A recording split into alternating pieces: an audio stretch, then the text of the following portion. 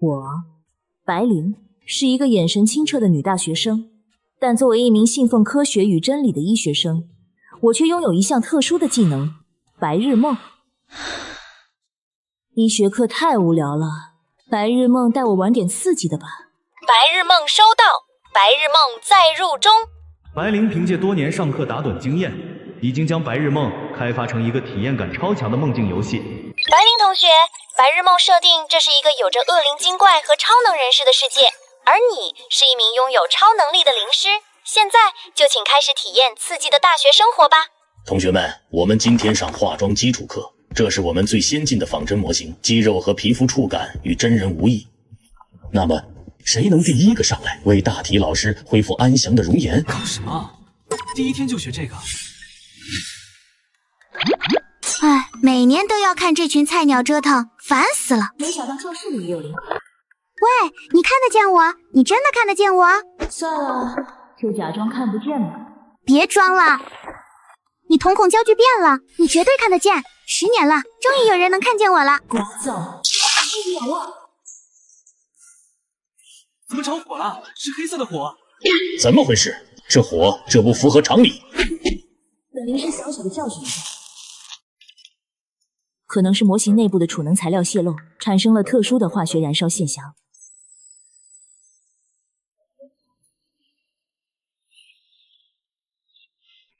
灵师，美女灵师，帮帮我嘛！我想不起来自己是谁，怎么没的？不搞清楚，我没办法换灵啊！不帮，没钱，没空。吼！你要是不帮我，我就天天缠着你，在你吃饭时出现，在你睡觉时趴你床头，在你……上一个敢这么威胁我的恶灵，连换灵的机会都没了。你想试试？不敢。500块，先前后货，谢绝还价，不吃10分期。啊！我一个灵体，哪来的钱？造梦给你家人，让他们给我，这是我的规矩。好吧。灵师，我成功了。我妈收到梦了，哭得稀里哗啦的，说马上就去给你转钱，你先开始查嘛。见到钱开工，这是行规。白灵，你为什么对着空气说话？你是不是学习压力太大了，出现幻觉了？根据临床心理学与病理学基础，持续的幻视与幻听是多种精神疾病的初期表现。白灵，我建议你明天去校医院做一个全面检查。哎，既然以后都要住一个宿舍，还是有必要让你们知道一下。你显形3秒。鬼啊！不可能！能量体无法在不依赖特定磁场设备的情况下实现可见化，这违背了物理定律。你们不用怕，它不是鬼，也不是能量体，它是人的精神意识灵体。灵体也是科学的一部分，只是你还没学懂而已。顾大学吧。喂，丫头，第一天上学没给爷爷丢人吧？钱够不够花？不够就去操场多捡几个瓶子。爷，您就别演了，我今天接了个活儿。什么活儿？你小子又动用能力了！我跟你说过多少次，咱们家这天赋容易招东西，能不用则不用。只是个迷路的小灵体，500块打个零工。昆城那地方水很深，有些东西爷爷都没摸透，你万事小心，遇事先跑为上，钱不钱的不重要。知道了，啰嗦，挂了。转账到账500元。好吧，开工。我要看看你这只藏在安息学院的小恶灵，到底藏着什么秘密。10元重金，囚禁10年女学生凶杀案信息。评论清一色说我穷疯了。我爸去年在学校捐了栋楼，查个资料还是比较容易的。富婆，你要是早说，我就不用在网上被人羞辱了。呜！我也着实没有想到，这年头还有10块钱这种数额。在校加200。白灵，你是不是想替那个灵体查清楚冤案，带我一起？不学，我以前怎么没发现你这么有正义感？我爸答应我破一个案子，就给我买800万的解剖设备。死者名叫李雪琴，大体老师脖子有勒痕，但是资料却显示是跳楼自杀，这显然很不合理。李雪琴，好熟悉的名字。我想起来了，有人对我说：“你去死吧。”阿姨你好，我们是来探访学姐的。大师你们好，雪晴还在上班，一会儿应该就回来了。李雪晴不是10年前就不在了吗？怎么会还在上班？这个李雪晴是从哪里冒出来的？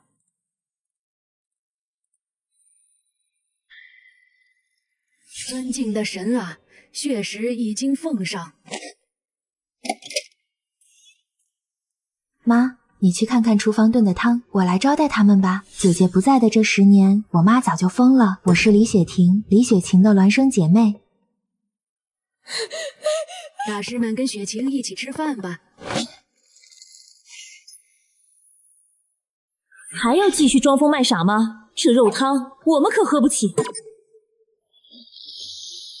你根本不是李雪婷，李雪婷10年前就被你们陷害了。你身上有至少8个怨灵的气息，如果我没猜错，地上那缕头发就是李雪婷的。你们用双生花献祭，让她永世不得超生，只为家中能人丁兴旺，诞下男孩，对吧？灵是血肉大补啊！我都想起来了，是姐姐勒住我的脖子，妈妈把我推下阳台的。你们好狠的心啊！3级恶灵也就只能这样吓吓人了。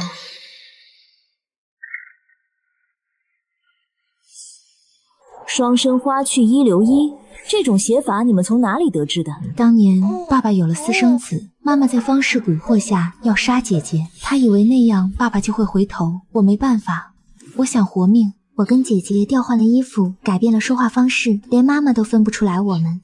直到妈妈给她下药，她产生幻觉跳了灵。不止这些吧？你看她还有气，还用绳子帮她解脱，没错吧？我记起来了，他们说姐姐必须没，爸爸才会回来。你都知道，那你为什么要跟我互换身份？因为你是我姐姐，我不想你死。灵师，杀了我吧，也算是我罪有应得。我是灵师，不是法官，你们的事情留着和警察讲吧。你会在监狱里反悔一生，跟你母亲一样，慢慢变成一个疯子。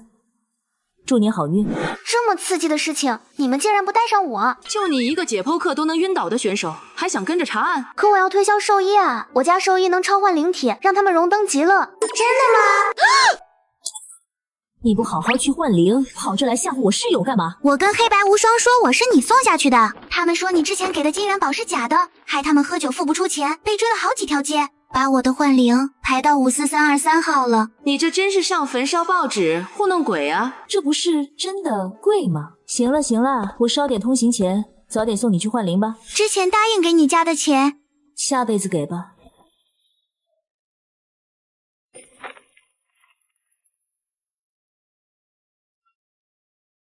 同学们，灵体或者说精神意念体，其存在并非完全违背科学，它们可以理解为一种特殊的能量信息聚合，与我们的世界通过微妙的场产生交互。白灵同学，请留步，有件事想麻烦你一下。教授，您请说。这是我孙女小雅写给你的信，她说只有你能帮她。这孩子最近，状态很不好，总说些胡话，看了很多医生也不见好。我本不信这些，但他坚持要找你。好的，教授，我会看的。白灵学姐，救救我！我是历史系的张小雅。自从1周前，我在图书馆古籍区不小心打翻了一个青铜盒后，就总觉得有双眼睛在暗处盯着我。晚上睡觉时，总能听到有人在耳边哭，还感觉脖子凉飕飕的，好像有头发丝在拂过。我跟我爷爷说，他觉得我学习压力太大，出现了幻觉，但我知道不是。学姐，我知道你能看见他们，求你帮帮我。我的妈呀，图书馆古籍区，听着就阴森森的，不会是招惹了什么不干净的东西吧？纸张和墨水没有检测出致幻物质成分，但从笔迹的颤抖程度和墨迹的深浅变化来看，写信者当时处于极度恐惧和焦虑的状态，有心理暗示的可能性存在，但不能排除外部能量干扰。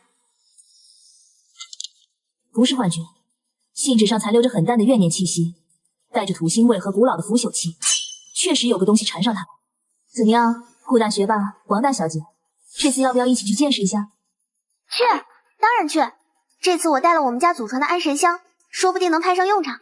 这是一个难得的实地观察特殊能量体与人类交互案例的机会。我需要收集数据。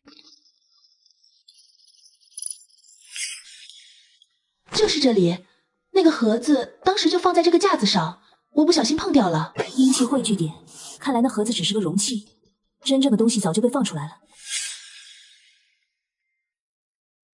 温度下降摄氏5度，电磁场强度异常波动，有情况。学姐，小心，他在你后面。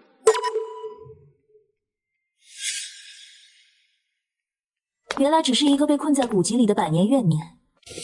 天地无极，乾坤剑法。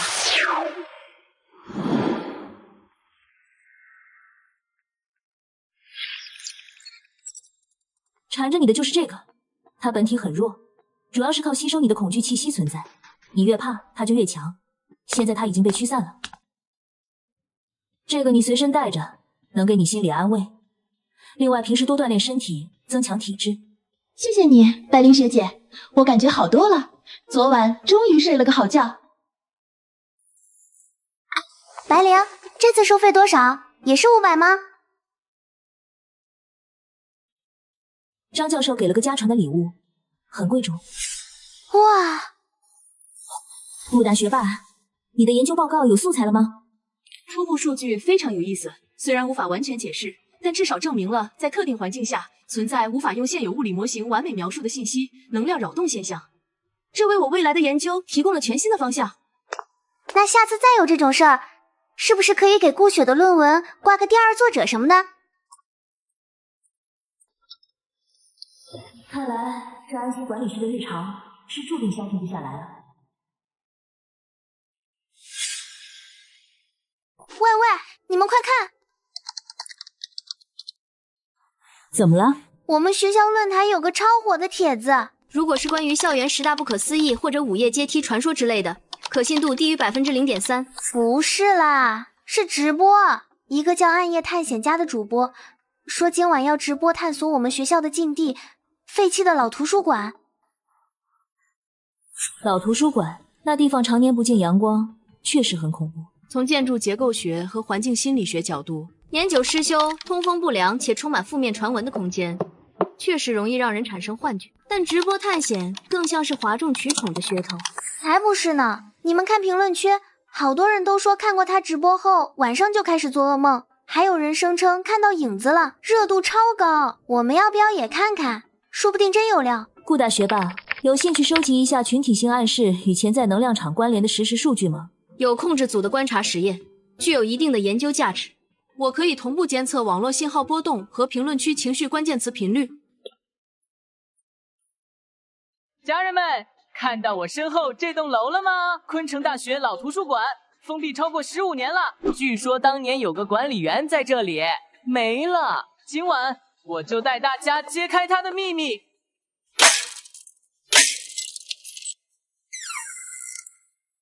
感觉温度瞬间降低了，家人们，弹幕护体。环境噪音正常，画面暂未发现人为剪辑痕迹。评论区恐惧关键词：怕，影子有东西出现，频率正在上升。什么声音？别怕，可能是老鼠，或者年久失修。不是老鼠。啊！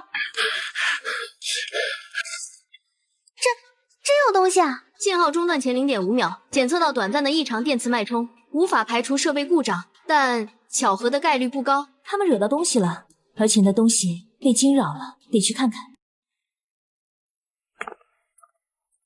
环境参数确认异常，能量扰动等级初步判定为2级。白灵，靠你了！救命啊！有影子！说吧，怎么回事？影子，白影子，吊着的，追我们，就在那上面。哼，不是影子，他是异灵，他自困于这方寸之地。你们闯进来惊扰了他。为什么打扰我？啊！灵体形态稳定，能量辐射模式前所未见，正在记录。放肆！你把自己困在这里，只会让你永远痛苦。不如将委屈说出来，也是解脱。你真的愿意听我说吗？愿意，只要你不伤害我们。说吧。我委屈。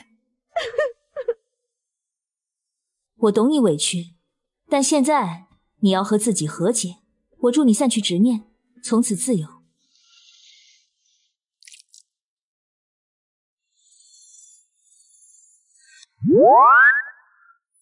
终于结束了，吓死我了。不过那个主播和他助手被校保卫科带走教育了，应该不敢再乱来了吧。这次事件提供了宝贵的近距离灵体观测记录，能量消散前后的参数变化非常清晰，或许能构建一个初步的灵体能量衰减模型。这墨定使用时感觉灵力流转特别顺畅。哎，这花纹好像在哪见过，是不是跟张教授黑板上的那个差不多？张教授，您身上到底还藏着多少秘密？这安息管理系看来远比我想象的要复杂。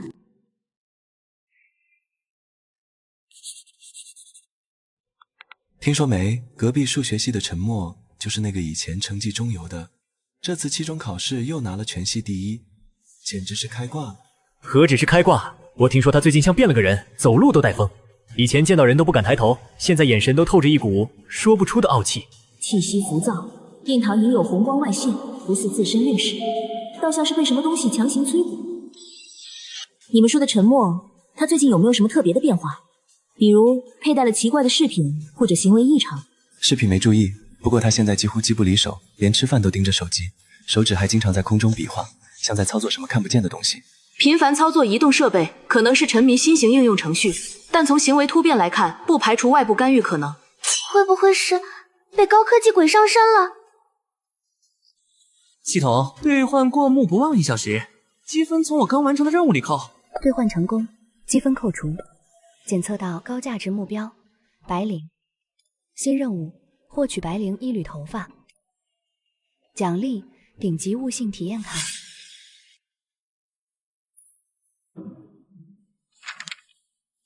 张教授这墨定灵力内蕴，画符时能事半功倍。只是这底部的符号，我已将此符号与多个古代能量场符号数据库进行比对，相似度最高的是某个已失传的巨灵封印复合符文变体，但核心结构有微妙差异，功能不明。白灵，陈默会不会惹上什么了？我们要不要管管？白灵同学，不好意思这么晚打扰，我有几道安息能量学的题目不太明白，听说你这方面很厉害，能不能请教一下？果然是冲我来的，这缠上的东西贪婪又急躁。可以，去走廊尽头的自习区吧。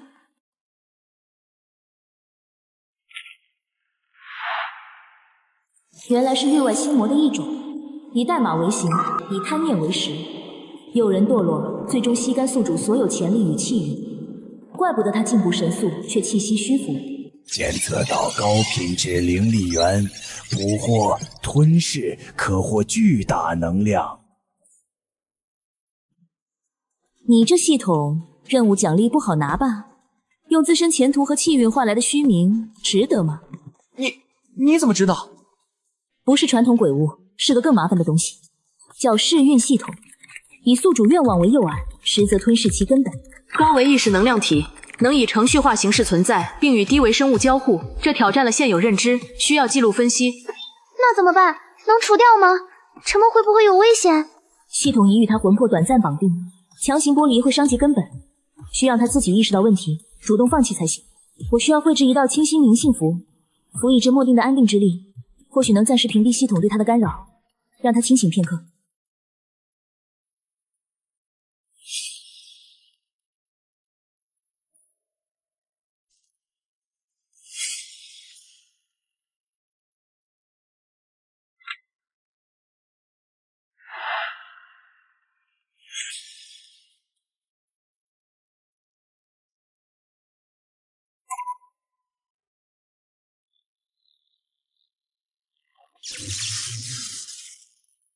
白灵同学，对不起，我都想起来了，那个东西他说能让我成为人上人，可我现在觉得身体被掏空，什么都没学到。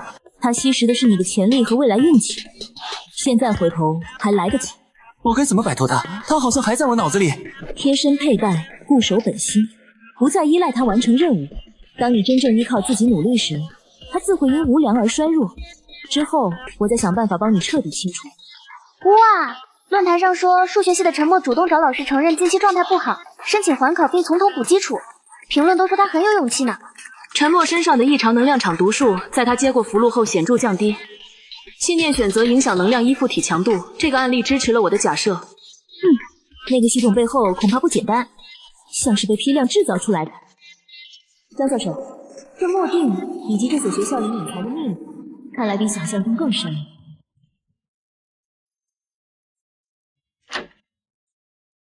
请坐。张教授，谢谢您上次送的墨定，它帮了大忙，画符时灵力顺畅。能帮上忙就好，那是我家传老物件，据说有些安神静气的效果，你们年轻人用得着。教授，我室友对这个符号很感兴趣，查了很久也没找到完全一致的记载。您知道这个符号代表什么吗？感觉很特别。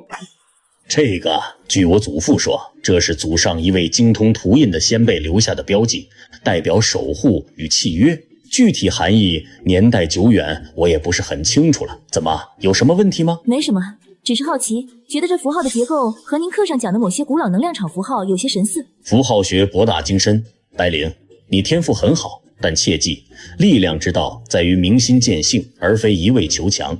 有些古老的契约，代价可能超乎想象。张教授明显有所隐瞒，这契约指的是什么？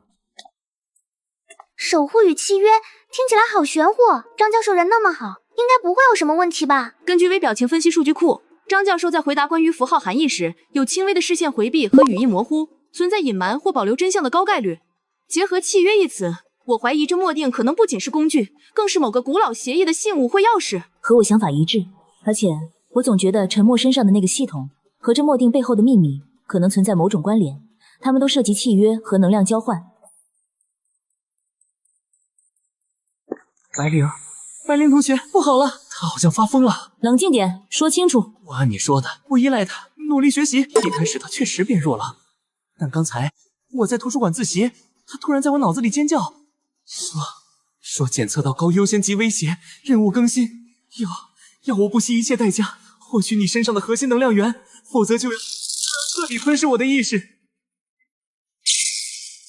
他被逼到绝境，开始反噬了，而且他似乎感知到了墨定的存在，或者我身上与墨定共鸣的灵力。能量场强度飙升，不稳定指数超过安全阈值，这已不是简单的心魔，更像是一个具备防御和攻击机制的程序。现在怎么办？他要控制沉默，攻击白灵吗？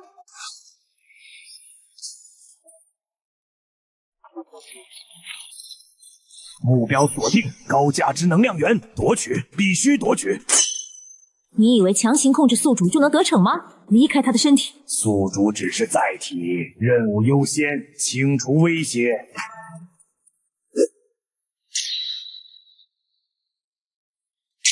不行，强行攻击会重创沉默魂魄，必须想办法将他逼出来，或暂时封印。沉默，听着，你想永远变成傀儡吗？你想让自己的人生就这样被毁掉吗？回想你最初的目标，是依靠这种邪门歪道，还是靠自己的努力？警告：宿主意识反抗，执行强制镇压。顾雪，把我之前让你录下的张教授讲解灵体能量守恒时，黑板上的那个符号放大，用最大音量播放。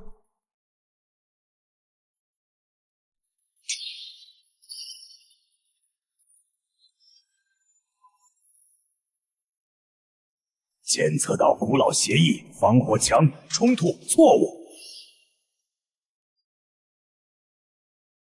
吓死我了！最后那是怎么回事？张教授的讲课录音和符号居然能克制那个系统，难以置信。播放符号和录音时，监测到的异常能量场出现了结构性崩解，这就像用一段正确的核心代码覆盖或干扰了那个系统的错误指令。张教授，黑板上的符号和墨定底部的符号很可能同出一源，是某种更高级别的规则体现。看来张教授守护的秘密比我们想象的更惊人。这墨定和相关的知识，或许是专门用来应对类似系统这种域外心魔或规则破坏者的。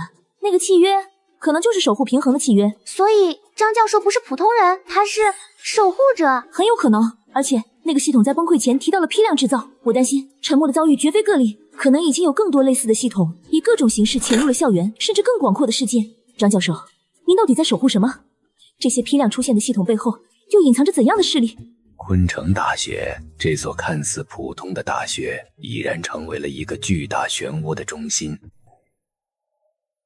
哇，顾雪，我知道你家有钱，但不知道这么有钱。这庄园，风水绝佳，藏风聚气，是请大师看过的吧？不过西南角那点煞气是怎么回事？我祖父对传统堪舆略有研究，西南角是旧兵器库，煞气难免。这次家宴主要是为给我太爷爷祝寿，顺便家里长辈听说了一些学校的事，想见见你们。不只是祝寿那么简单，这庄园外围布下的可不是普通的风水局，是带有防御和警示作用的灵阵，级别很高。看来你们顾家守护的东西不一般。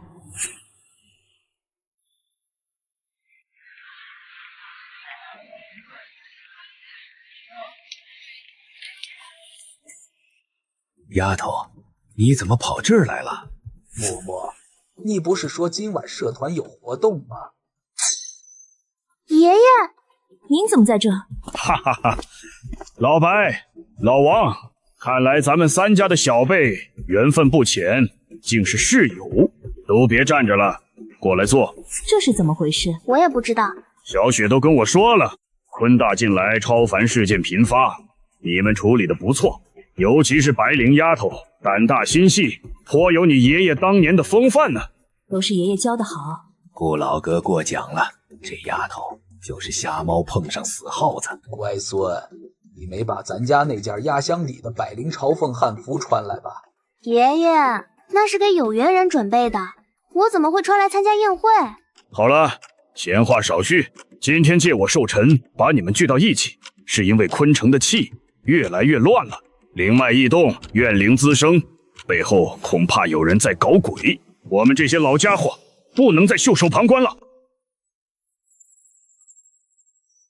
断魂刀，我顾家世代守护的传承之气，可斩断一切虚妄执念，乃至恶灵契约。小雪，你理性坚韧，心智澄明，最适合继承此刀，守护秩序。你可愿接受？我愿继承断魂刀，以理性为刃。我是金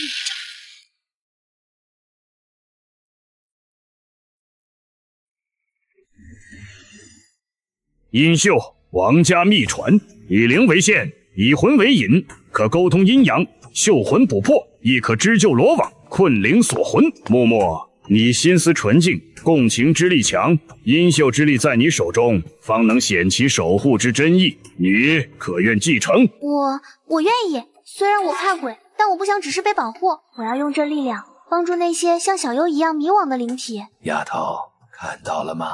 我们3家，顾家掌断，斩妖除魔；王家掌绣，沟通阴阳；而我们白家掌的是度，安抚灵体，除怨换灵。你天生灵觉强大，是我们的希望。所以张教授给我的这墨锭，张教授是另一位守护者，负责知识的传承与警示。这墨锭是信物，也是钥匙，它能助你更好地运用度之力。如今昆城暗流汹涌，年轻一代必须尽快成长起来。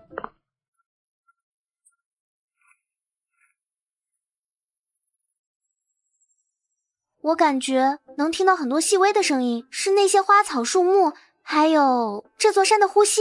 断魂刀不仅增强了我的力量，更让我对异常和恶念的感知变得极其敏锐。我能感觉到昆城地下的灵脉有几处节点非常不稳定，像是被什么东西污染或堵塞了。没错，爷爷们把我们聚在一起，不仅仅是传承力量，家宴是个幌子，真正的目的是让我们这支新生的力量去调查并解决灵脉异动的源头，这恐怕才是我们真正的实践课。灵脉异常波动，源头就在我们学校附近，强度在增加。我感觉到一股很悲伤、很混乱的情绪从那个方向传来，有很多灵体在躁动。看来课代表已经等不及了，走吧，让我们用这新得到的力量去会一会这个让昆城不得安息的麻烦。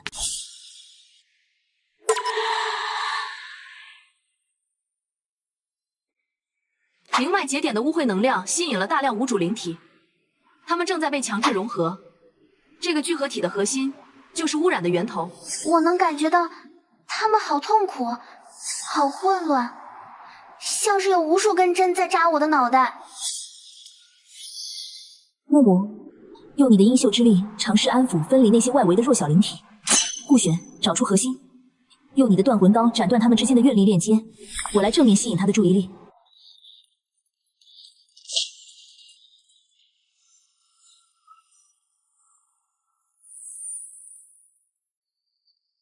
乖，不怕了，已经结束了，去你们该去的地方吧。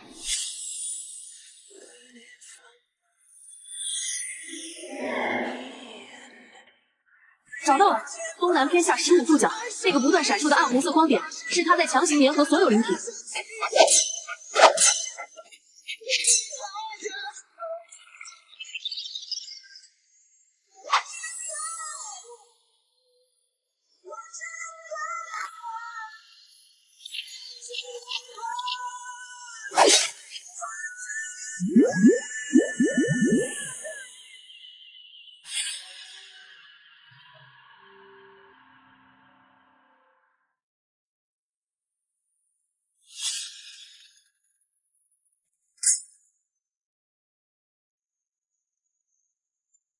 3位同学，我们是国家超凡现象调查与管理总局的特派员，我是负责人江川义。我们监测到这里的异常能量波动，刚赶到就目睹了一场非常精彩的战斗。超凡局？没听说过，我们是正当防卫，这里的东西可不是我们弄出来的。别紧张，我们不是来追究责任的，恰恰相反，我们是来感谢你们的。这个怨灵聚合体如果彻底成型，会非常麻烦。你们阻止了一场可能波及校园的危机。你们早就知道这里有问题。是的，但我们的人手实在不足，处理这种级别的超凡事件，往往需要付出巨大代价。像3位这样能如此高效、精准地解决问题的民间人士非常罕见。鉴于目前昆城乃至全国超凡事件频发的严峻形势，我们超凡局正在积极寻求与有能力的人士建立合作。我们正式邀请3位担任超凡局的特别顾问，不需要坐班，不影响学业，只在出现常规力量难以处理的超凡事件时，希望你们能出手相助。顾问，听着好像很麻烦，而且这种玩命的活总不能是义务劳动吧？当然，根据事件的危险等级和解决效果，我们会支付相应的顾问费用。比如今晚这种 C 级事件，基础顾问费是这个数，如果评级更高，或者有额外贡献。维护城市和平，保护人民群众的生命财产安全，本就是我们玄门中人的分内之事。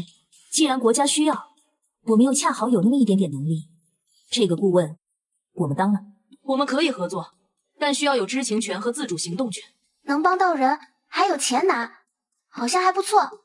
合作愉快，具体细节和第一次任务的预付款，明天会有人送到你们手上。这是我的联系方式，有任何需要或发现，随时联络。发财了，发财了，我们发财了，终于可以告别泡面火腿肠了。木木，你一直想买的那套绝版刺绣图样，顾雪，你看上的那台限量版天文望远镜，安排都安排。先想想怎么跟爷爷们解释我们成了官方的人吧。感觉以后的生活会更精彩了。哀鸣山的灵脉污染指数又上升了15%，山体内部出现了3个异常能量漩涡。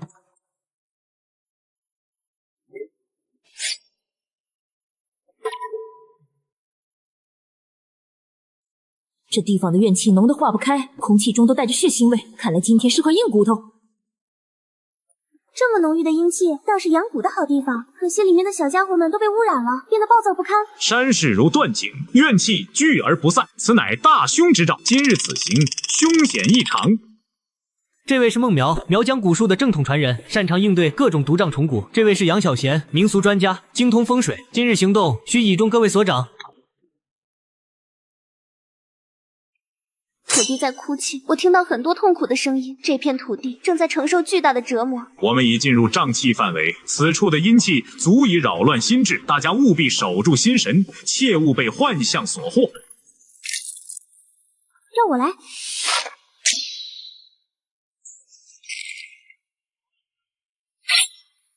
3点钟方向有东西苏醒了。木木用灵线干扰他的行动，顾雪主攻，孟小姐、杨先生，请从旁策应。天地玄宗，万气本根。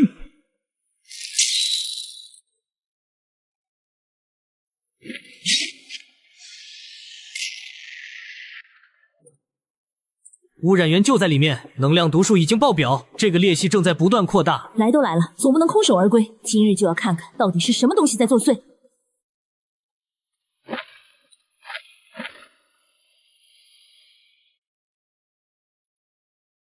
这裂隙比想象中深得多，我的灵力消耗速度是外面的3倍。此处空间规则异常，阴阳颠倒，我们可能已经不在原本的维度了。四面八方都有东西在靠近，数量无法估算。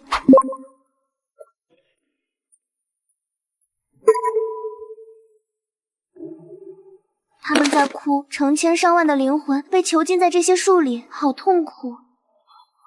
敦厚，这是噬魂树怪。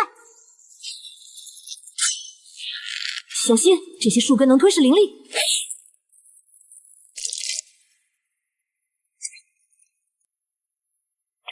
天地无极，乾坤借法，困！能量读数突破极限，必须找到本体。他们说加入他们就不痛苦了。300年了，终于又等到活物。这石虎杖，占星吉符。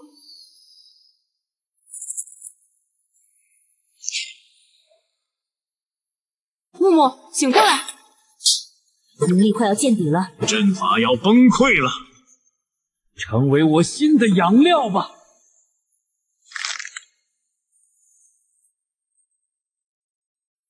木木的阴秀正在与树怪的本源之力对抗，但这种状态支撑不了太久。我来引开主干注意力，你们趁机带木木突围。这墨定中蕴含的灵力能暂时增强你的刀气。不可，你独自面对树怪主干，无异于以卵击石。让我用本命骨配合你。老妖怪，你的对手在这里。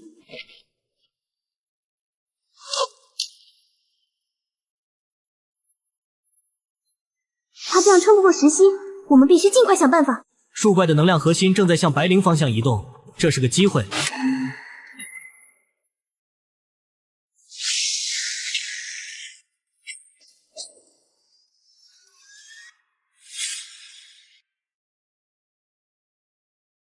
真是掉进老妖怪的心窝里了。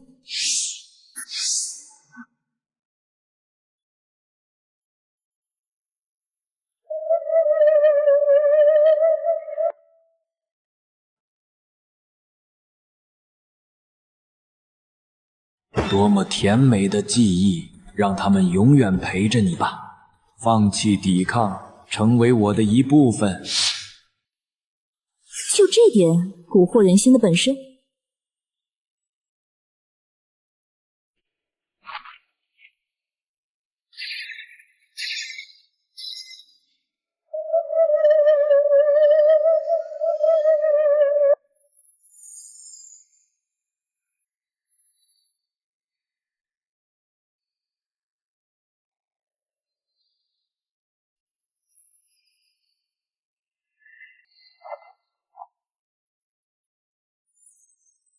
这气息不可能！你体内为何有那位大人的本源之力？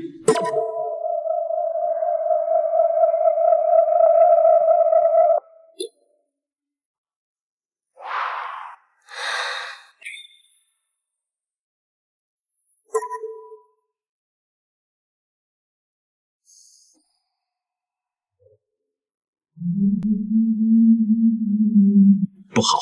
树怪在抽取整座山的灵脉做最后一搏。这些新生的怨灵杀不完，江队必须立刻撤离。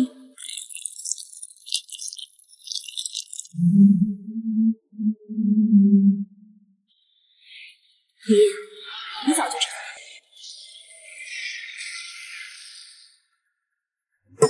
不，这是我的本源！住手！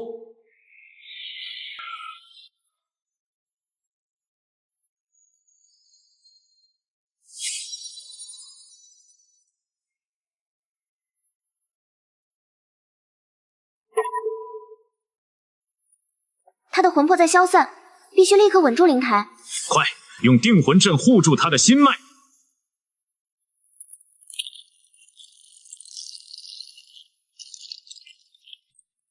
任务完成，请求最高级别医疗支援。重复，需要最高级别医疗支援。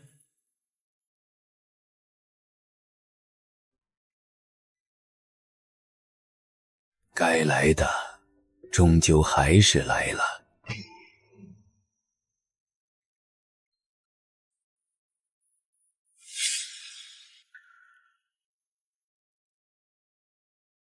立即启动最高保密协议，这件事可能关系到整个修行界的平衡。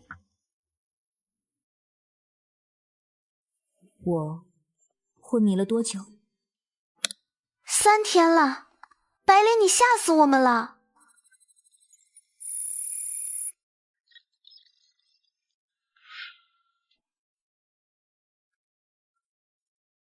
爷爷，我身体里住着的究竟是什么？为什么他如此渴望吞噬？23年前，中元夜，月全食，阴阳逆位井突然喷发，我奉命去镇压，却在井边发现一个裹着奇异纹路襁褓的女婴。所以，我不是这个世界的人吗？你确实来自井的另一端，随着你飘出的还有半卷残破的玉简，上面记载着封印饕餮之力的法门。这些年你一直用这些法器压制我的力量，包括这枚玉坠。饕餮之力既是诅咒，也是馈赠，它能吞噬万物成长，但稍有不慎就会反噬其主。你必须学会驾驭，而非被其控制。他又想出来了。静心凝神，回想玉坠中的法门，记住，你才是力量的主人。那个井还能找到吗？阴阳逆位井每30年才现世一次，下次出现要在7年之后，而且……白灵，感觉如何？我们需要记录你在哀鸣山展现的力量数据。我需要时间适应这份力量。另一个世界的来客吗？难怪从小就与旁人不同。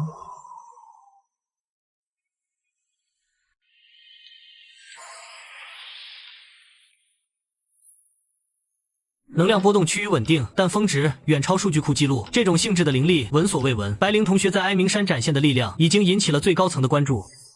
江队长，白灵她不会有事吧？她是为了救我们才……她的生命体征平稳，灵力流转模式虽然奇特，但结构稳定，未见侵蚀或混乱迹象。关键在于她能否完全掌控。江队长，所谓的最高层关注，具体指什么？鉴于白灵同学情况的特殊性，总局决定将她列为特级观察对象，需要她配合进行一系列评估，以确保她自身以及公众的安全。特级观察对象，听起来待遇应该不错吧？江队长，包吃包住有津贴吗？基本的顾问津贴会照常发放，额外的观察补助需要根据评估结果和后续合作来定。行，规矩我懂，先配合评估。不过我得先回趟宿舍拿点东西，顺便跟我的投资人们报个平安。你可算回来了，吓死我们了！感觉怎么样？还有哪里不舒服吗？没事了，就是有点虚，得补补。顾大学霸有什么诊断结论？从医学角度，你的身体机能已恢复正常，甚至某些指标优于常人。但从能量学角度，你体内多了一股我无法解析的庞大能量源。白灵，哀鸣山到底发生了什么？你最后展现的力量……我爷爷说那是我们白家传承的一部分，只是以前一直封印着，具体情况我也还在摸索。哦，我懂了，就像我家祖传的阴秀，顾雪家的断魂刀一样。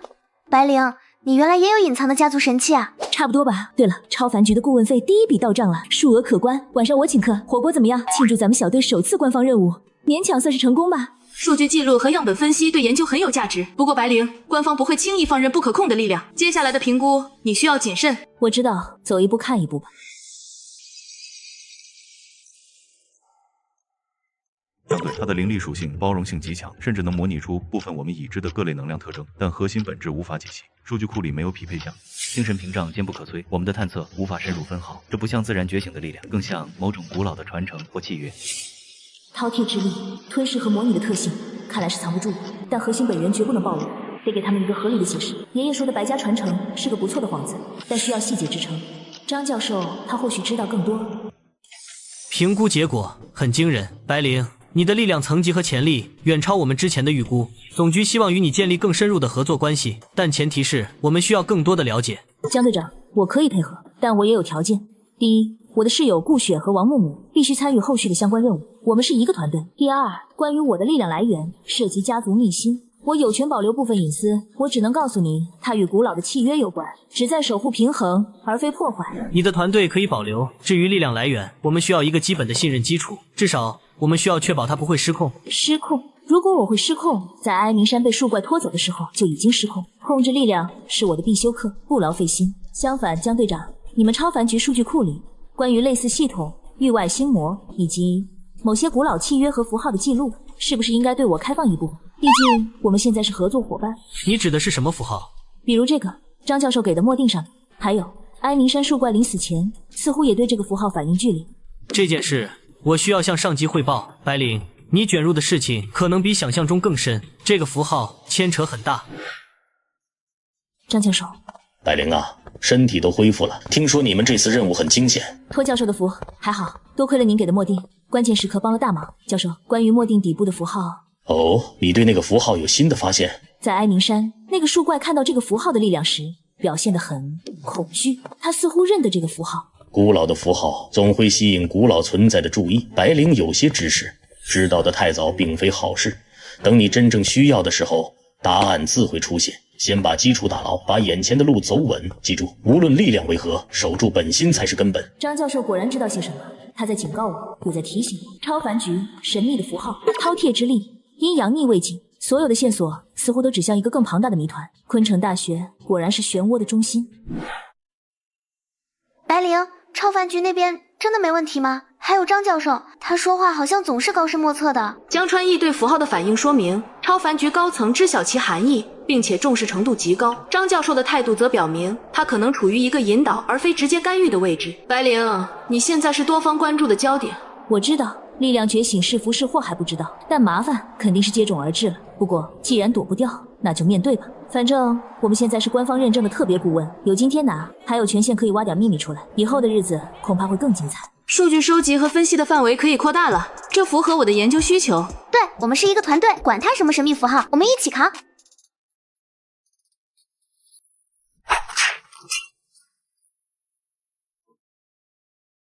白灵，你最近身上的气息好像更沉稳了。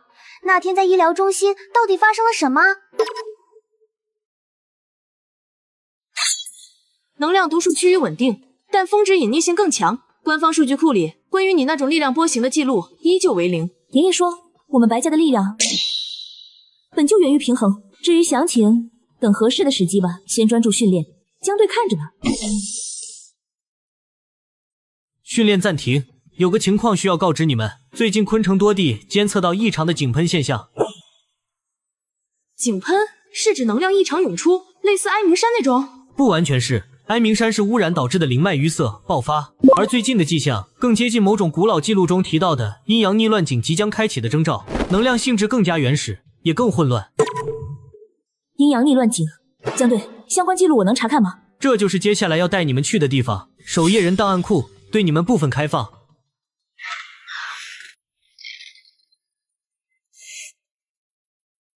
小江，这就是你看好的3个丫头，根基都不错，特别是白家的丫头，身上的味道很有意思。周老，我想查阅所有关于阴阳逆乱井的记载。逆乱之井，非善地也，古籍有载，其现世之地，阴阳失衡，法则扭曲，常伴有大纪元，亦有大灾劫。据考，它与一些极为古老的存在，甚至一些流淌在血脉中的古老力量有所关联。符号学比对一致，所以张教授的墨定、哀鸣山树怪的反应，甚至白灵的力量，都可能与这井有关。这里说井开之时，守夜人现持药而阵，药是什么？这就是关键。我们相信药可能并非实物，而是指代特定的人或者条件。白灵，这也是为什么总局对你如此重视。你的力量特性或许就是稳定乃至关闭井的关键。爷爷，阴阳逆位井、守夜人、药人，你早就知道这一切，对吗？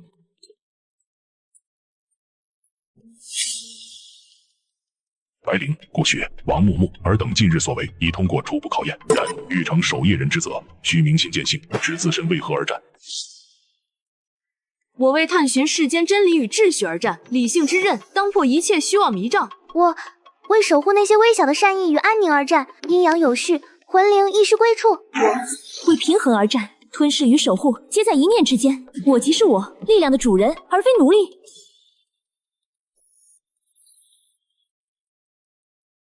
善，记住今日之言，守夜人非为权势，而为守望当井的异动家具，便是你们履行使命之时。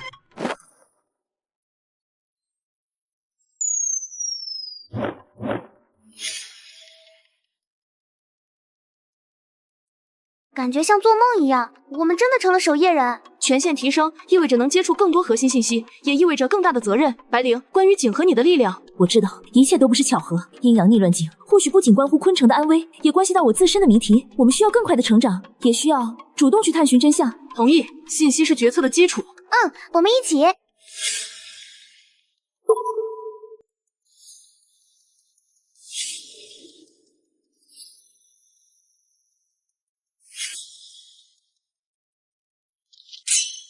好重的气息，还夹杂着一股甜腻的铜锈味。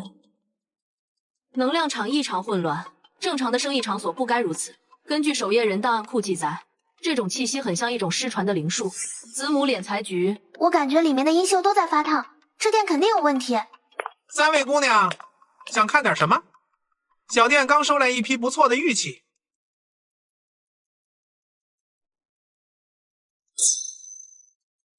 老板，你这聚宝盆吸的是哪门子的财？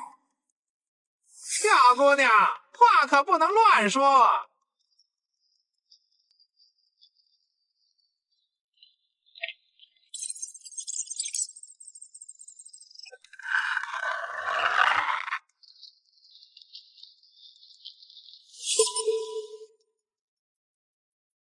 这是借运夺财。这些木人代表的是被窃取气运的事主，看这成色，已经有人出事了。此盆窃取他人财运福报，汇聚到母盆，母盆在滋养施术者，好阴毒的手段。既然被你们发现了，那就别走了。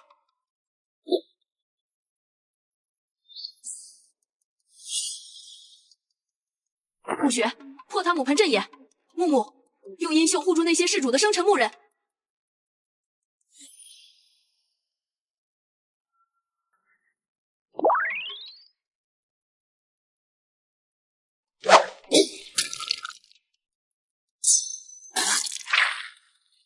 没想到被几个小丫头逼到这一步，但想抓我没那么容易。坏我好事，待我归来，必要你们付出代价。现场残留的空间波动很特殊，不是普通遁术。根据数据库比对，类似记载中某些精通变化、善于利用人心贪欲的精怪的手段。所以李明也可能只是个傀儡，或者他根本就不是人。子母局吸纳的财气非常庞大，远超个人所需，背后势力所图甚大。那些被救下的木人怎么办？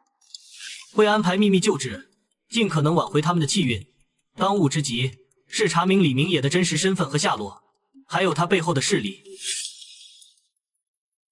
李明野的子母局被超凡局的人破了，他本人动用替身木偶勉强逃脱，现已终生隐匿。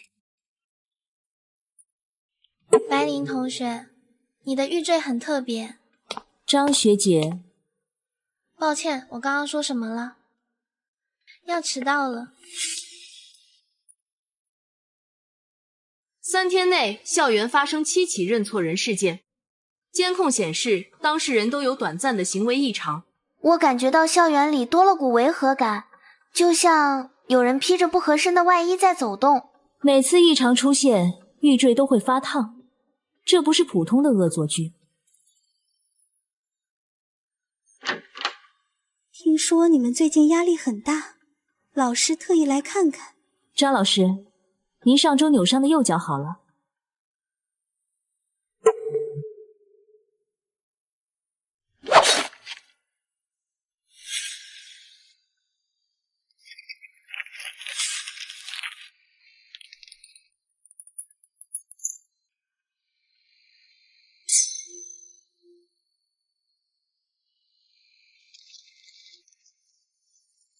守夜人，特别是你，白灵，你身上的气息。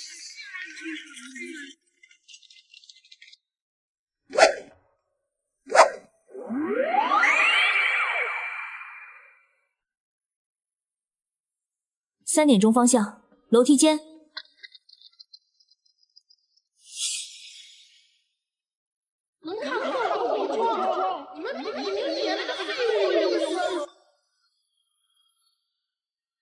顾雪，他怕纯净的能量。木木，用阴袖锁住他周围空间。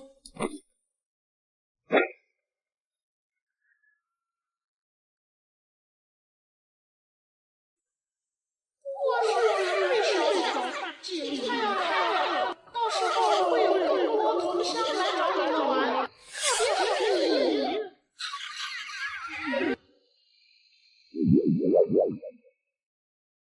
早说过，别小看那些守夜人。不过，饕餮之女这个情报倒是值得你将功补过。下次用这个对付她。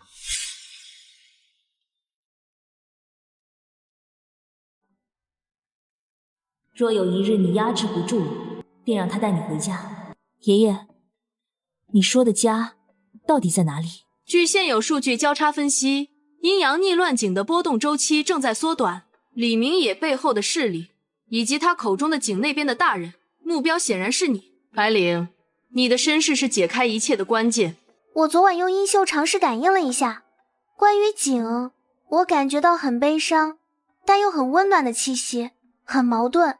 我不能坐等麻烦上门，既然我是钥匙，那么井或许能给我答案。我需要主动去接触它。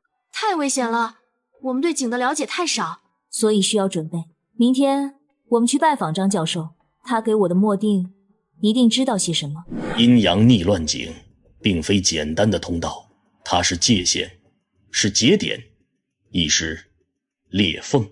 古籍记载，其力量能扭曲现实，映照人心最深处的渴望与恐惧。百灵，你确定要主动触碰它？教授，我还有选择吗？我的力量在苏醒，麻烦接踵而至，被动等待只会让更多人卷入危险。这是关于井的古老记载，提及井中可能存在引路之影，但切记，井中所见虚实难辨，稍有不慎，便可能迷失其中，万劫不复。你的玉坠或许是信物，但非护身符。谢谢教授，我明白风险。只能暂时构建一个不稳定的接触点，持续时间不会超过3分钟。白灵一定要小心，感觉不对就立刻回来。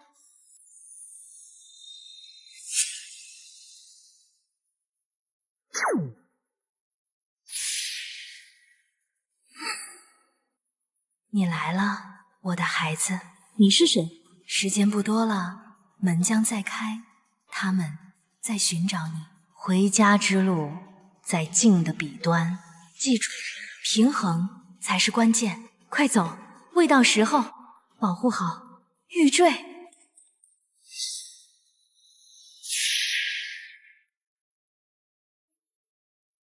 白灵，你没事吧？你看到什么了？你的脸色好白。我好像看到了我的母亲。刚才井口出现的能量峰值异常惊人，而且带有强烈的情绪波动，记录到一个短暂的与你玉坠能量同频的信号。镜的彼端，境界画廊，境界画廊。信息是昨天我们接触井之后立刻收到的，对方在监视我们，或者说在监视井。境界画廊注册信息普通，但实际控制方是一个离岸公司，层层穿透，最终指向不明。公开资料显示，它主营现代艺术，但近3个月举办的展览主题都涉及镜像、虚实概念。这明显是个陷阱。那个井里的声音才说要小心镜的彼端，邀请就来了。就算是陷阱，我也要去。这可能是我唯一能弄清身世的机会。我需要计划，需要后备。画廊结构图已调取，我会在对面大楼设置观察点，实时通讯，能量波动监测。木木，你的阴袖能否在外面布下预警和接应？可以，我用灵线在画廊外围布下灵犀阵，里面有大的能量冲突或者白灵有危险，我们能立刻知道。谢谢。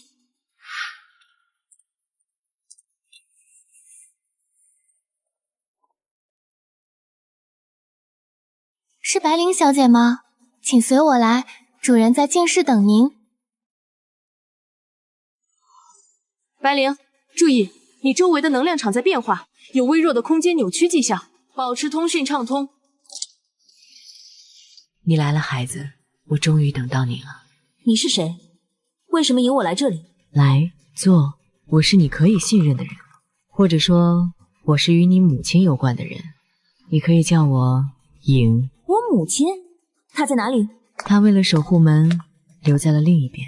这玉坠是我们一族守护者的信物，也是一把钥匙。你母亲当年将你送过门，是希望你能避开那边的纷争，平安长大。那边门？你说的是阴阳逆乱境？景是门不稳定的显现，另一边是我们的故乡，但如今已被一股堕落的力量侵蚀。他们渴望吞噬这个世界，而你是关键，因为你是唯一能完全承载并掌控饕餮之力的人。是重启平衡，还是引向毁灭，皆系于你。你怎么证明你说的是真的？这是守护者的印记，与你玉坠核心的符文同出一源，它无法伪造。看，这就是证据。你的力量正在苏醒，玉坠在保护你，也指引你。不对，如果你是我母亲的人，为什么李明野、画皮还有他们背后的势力会知道我的生辰八字，会处处针对我？你的出现太巧合了。因为族中也有叛徒，他们投靠了堕落力量。我躲藏至今，就是为了在你需要时指引你。是吗？那你怎么解释？我刚刚好像闻到了一股熟悉的、令人作呕的狐狸骚味。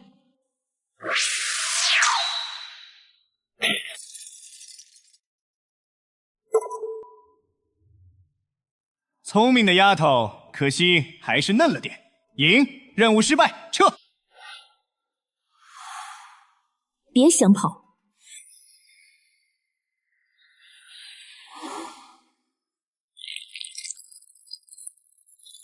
白灵，画廊能量场急速不稳定，要坍塌了，快出来！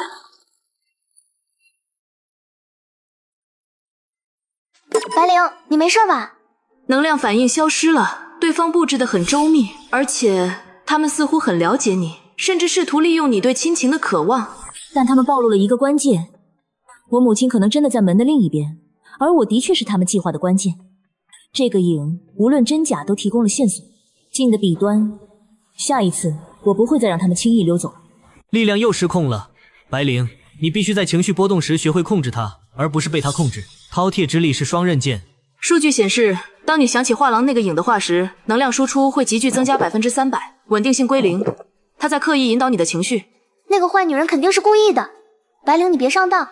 我知道，但他提到的钥匙和门，和我爷爷和张教授说的都对得上。江队，超凡局的档案库里有没有关于钥匙具体是指什么，或者门确切位置的记载？最高权限的加密档案里确实有零星记载，但都语焉不详，只提到钥匙并非单一物件，可能与特定的血脉、灵魂印记以及强大的能量核心有关。而门的位置，根据历代能量波动监测，最有可能的区域就在以昆城大学为中心半径5公里的范围内。哀鸣山事件可能只是某个微小裂隙的显现，也就是说，门可能就在我们脚下，或者无处不在，只等钥匙去开启。百灵，你卷入的漩涡比我想象的更深。钥匙的说法，在守夜人最古老的卷宗里被称为禁忌之枝，它确实指向特定的存在，其血脉与力量是稳定或彻底开启阴阳逆乱境的关键。这是历代知识守护者的信物。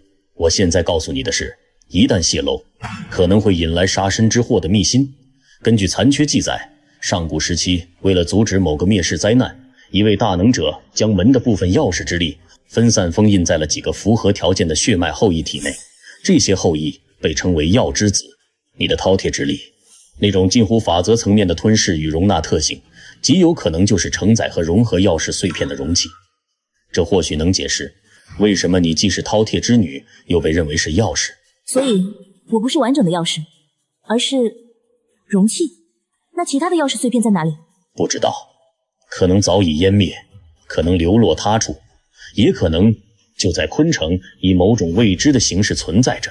但你必须明白，一旦药之子的力量被集齐或激活，无论本意好坏，门的开启都将进入倒计时。那些寻找你的人，目的很可能就是为了集齐钥匙。天啊，听起来好可怕！白灵，你岂不是成了行走的宝藏地图？如果门的潜在区域和钥匙碎片可能存在的地点有重叠，我们可以建立一个模型，交叉比对超凡局记录的所有异常能量点、古老传说地点，以及近年来的不明失踪案或奇异现象发生地。这里我们已经去过，除了树怪，似乎没有别的发现。但根据能量残留分析，树怪的核心处曾有极其短暂且异常纯净的能量爆发，与你玉坠的能量特征有微弱的相似性，但当时被树怪的污秽之气掩盖了。现在回想，那可能不是树怪的力量。你的意思是，哀鸣山可能藏着一片钥匙碎片，树怪是因为它才变得那么强大和异常。重新扫描整个区域，有了，在原先树怪根系最密集的地下深处，有极其微弱的能量信号，频率非常特殊，几乎与环境融为一体。下面好像有什么东西在呼吸，很轻，很纯净，但被厚厚的泥土和残留的怨气盖住了。我感觉到了，像是一颗沉睡的种子。小心！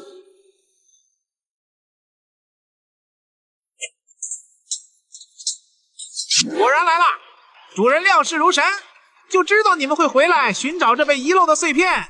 李明野，你背后的主人到底是谁？收集钥匙碎片想做什么？将死之人何必知道那么多？这片生灵之药的碎片归我啦！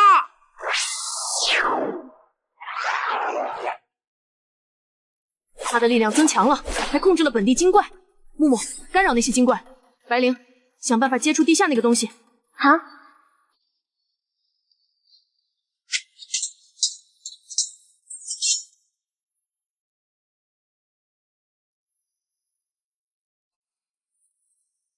没用的，这片碎片沉寂太久，凭你现在的力量根本唤不醒它。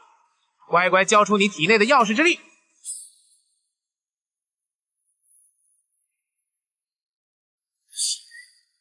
如果你真的与我有功，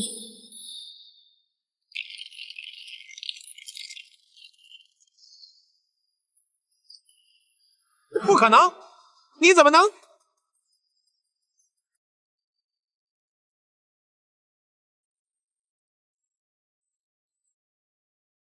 这就是生灵之药的碎片。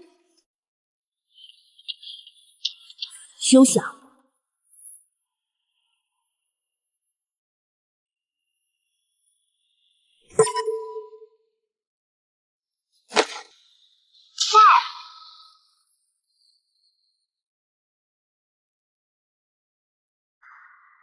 白灵啊，你守不住的，主人很快就会亲自来取。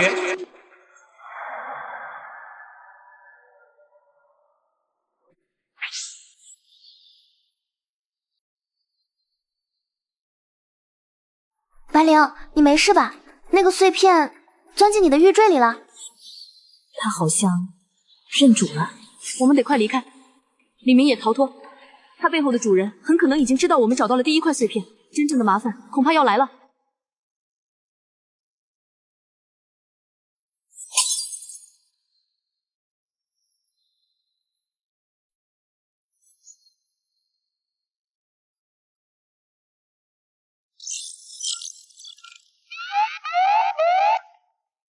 江队，奥尼山监测点传回超强灵脉波动，能量性质前所未见，比之前树怪事件强上100倍，而且带有强烈的生命复苏特征。生命复苏，立刻调取白灵小队最后定位，封锁哀鸣山周边3公里区域，启动2级应急响应，通知守夜人长老会。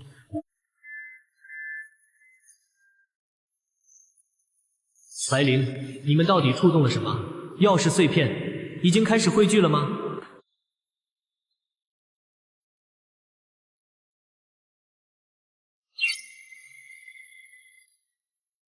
能量层级稳定提升，生命体征远超常人极限。玉坠内部结构似乎在进行微观重组，那块生灵之药碎片正在与你彻底融合。白灵，你感觉怎么样？我觉得你现在的气息好舒服，像春天刚发芽的树林。很好，从未有过的好，感觉能听到更多东西。比如他在说有点渴。哇，这就是生灵之药的力量。不仅是治疗和滋养，资料记载，生灵之药代表创造与平衡，对一切阴邪死寂混乱的能量具有天然压制力。白灵，你的饕餮之力过于霸道，这碎片正好可以中和其副作用，让你掌控力大增。李明野逃跑前的话不是虚张声势，我们必须尽快提升实力，应对他背后的主人。来了，好快的速度！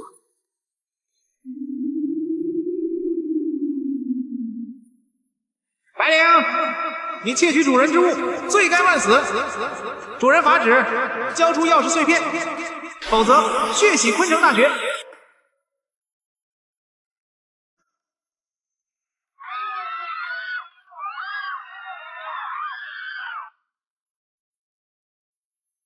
是精神威慑和能量场压制，本体未至，但实力远超李明野全盛时期。他在逼我们现身。对方很强，而且很狡猾，用整个学校的人来威胁。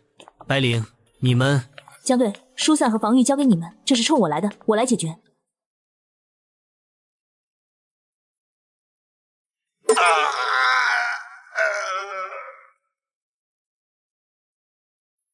藏头露尾的东西，想要碎片就亲自来拿这些普通人撒气算什么本事？吓死我了！白灵，你刚才好帅，但好像被标记了。对方退走了，但挑衅成功，真正的攻击很快就会来。你刚才的力量很特别，看来碎片对你确实是机缘，但接下来超凡局和守夜人会全力支持你，昆城的安危现在和你紧密相连了。正好，我也想试试，现在到底能打几个李明野？废物，不仅任务失败，还损了我一道分神威慑。主人恕罪，是那白灵，它融合了碎片，力量属性克制属下。生灵之药果然是它最核心的碎片之一，无妨，既然标记了它，它就跑不掉。第一块碎片只是开胃菜，让它习惯力量融合的过程。哼，等它集齐更多，才是我们收获的时候。通知画皮，下一步计划可以启动了。目标：顾雪、白灵重情，断其一臂，方好掌控。总算走了，白灵，你现在是不是超级厉害了？只是开始，一块碎片的力量终究有限，而且我能感觉到融合需要时间，不能一蹴而就。对方退得干脆，更像是一次试探和标记。接下来，他们可能会采取更针对性的行动。白灵，你需要尽快熟练掌握新力量。我知道，但我们在一起就不怕，兵来将挡，水来土掩。从现在起，我们主动出击。下一个碎片，我们去城南老戏台。昨晚吓死我了，现在想想还后怕。超凡局已解除警戒，但加强了校园巡逻。关于城南老戏台，公开资料显示，它建于清末，解放后废弃。近年传闻有鬼戏和影子演员。玉坠对那个方向的感应更清晰了。下午没课，我们去探探。不好意思，同学。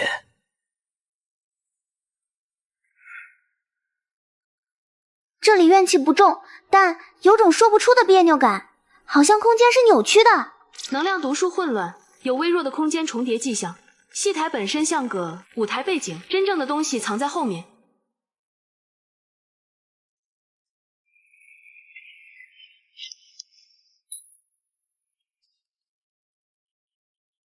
是幻术，小心，这东西能映射人心。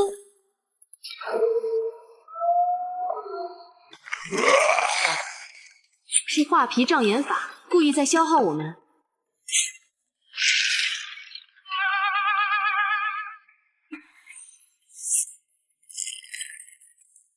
白灵，找到核心，我们撑不了多久。在门帘后面。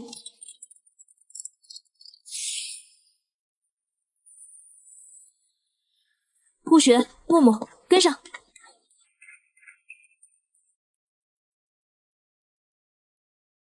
这么快就找到幻惑之药的碎片了，可惜它是我的了。哦，对了，白灵，你看看你身后那位真的顾雪，她还正常吗？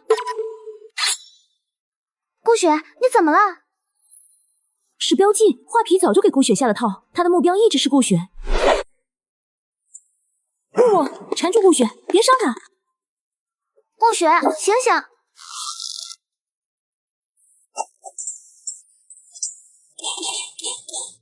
白灵，你最好的朋友要因你而死了，放弃吧，把碎片和你自己交给主人，我就放过他。你扮成他的样子，就是最大的错误。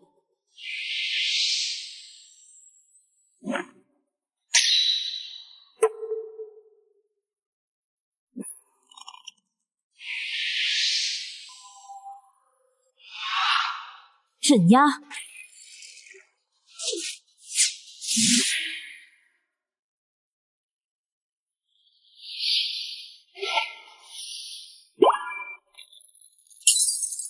我被利用了，太好了，你醒了。没事了，这碎片关乎幻术和精神，画皮的目标是你，顾雪，他想用你牵制我。看来我的数据和理性成了他们的突破口，不会有下次了。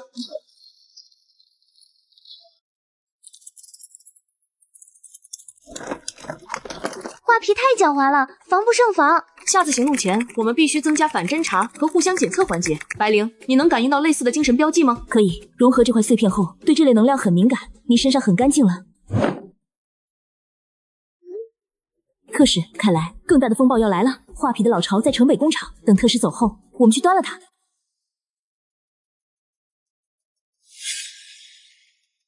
队长，昆城近日能量异动频发，哀鸣山灵脉复苏，更有不明威慑笼罩校园。守夜人长老会对这里的稳定性表示高度关切。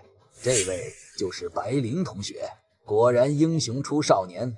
你体内融合的力量以及这枚玉坠很特别。特使过奖，只是机缘巧合，为自保而已。自保能引动生灵之药碎片认主，驱散那道分神威慑，这可不仅仅是自保。据我们了解，李明野背后的势力以及那个使用画皮之术的异类，目标皆在于你，或者说在于你正在汇聚的钥匙之力。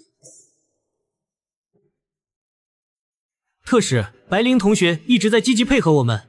江队长，无需多言，长老会并非不近人情。白灵，你的潜力巨大，但力量来源成谜，稳定性存疑。鉴于你已卷入核心漩涡，长老会决定对你及其团队设立观察期。这是保护还是监视？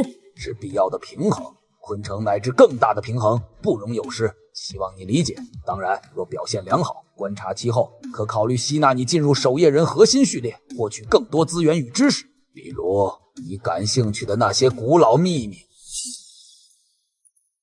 什么嘛，说的好像我们是危险分子一样，还要随时报备，一点自由都没有了。表面上是以资源支持为名的监视和控制，深层目的是最大化利用白灵作为钥匙的潜力，同时确保这股力量最终被掌控在长老会手中。那个清虚子能量内敛，深不可测，想利用我当探路的石子，又怕我脱离掌控，无所谓，正好借他们的资源和信息，尽快提升实力。那个特使最后一句话是在暗示我们可以用钥匙相关的发现换取更多权限，很可能是交换条件，但风险在于我们无法判断哪些信息会触及长老会的底线。看来这潭水比我们想的还浑。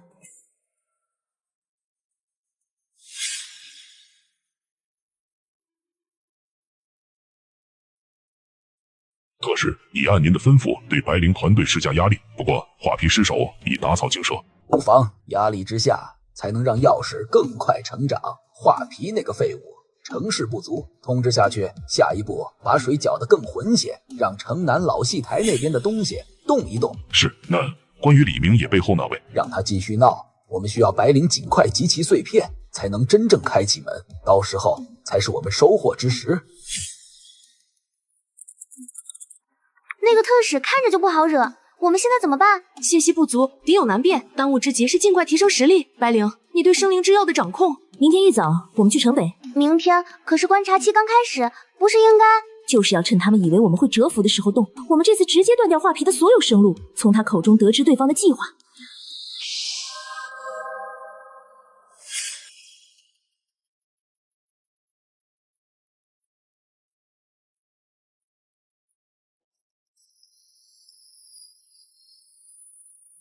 能量反应集中在主车间，混乱且充满恶意，符合画皮残魂特征，但还有另一股极其微弱的空间波动，很隐蔽。里面怨气好重，还有很多被剥下来的皮的气息。画皮很虚弱，正在借助此地残留的怨气修复，但他身边有东西，像是一面镜子的虚影，和警戒画廊的感觉很像。木木，用阴袖封锁工厂所有出口，布下镇灵网，防止他再遁入画中。顾雪，你远程支援，我主攻。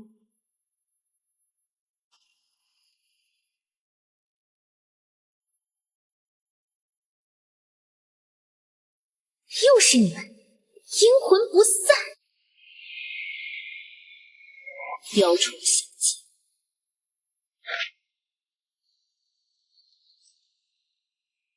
主人不会放过你的。你的主人是不是清虚子，还是那个手腕有狐狸印记的？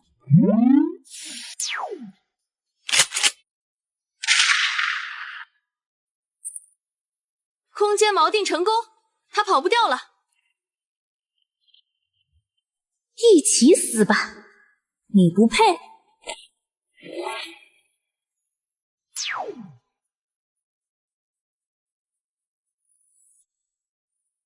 夺灵封印，是。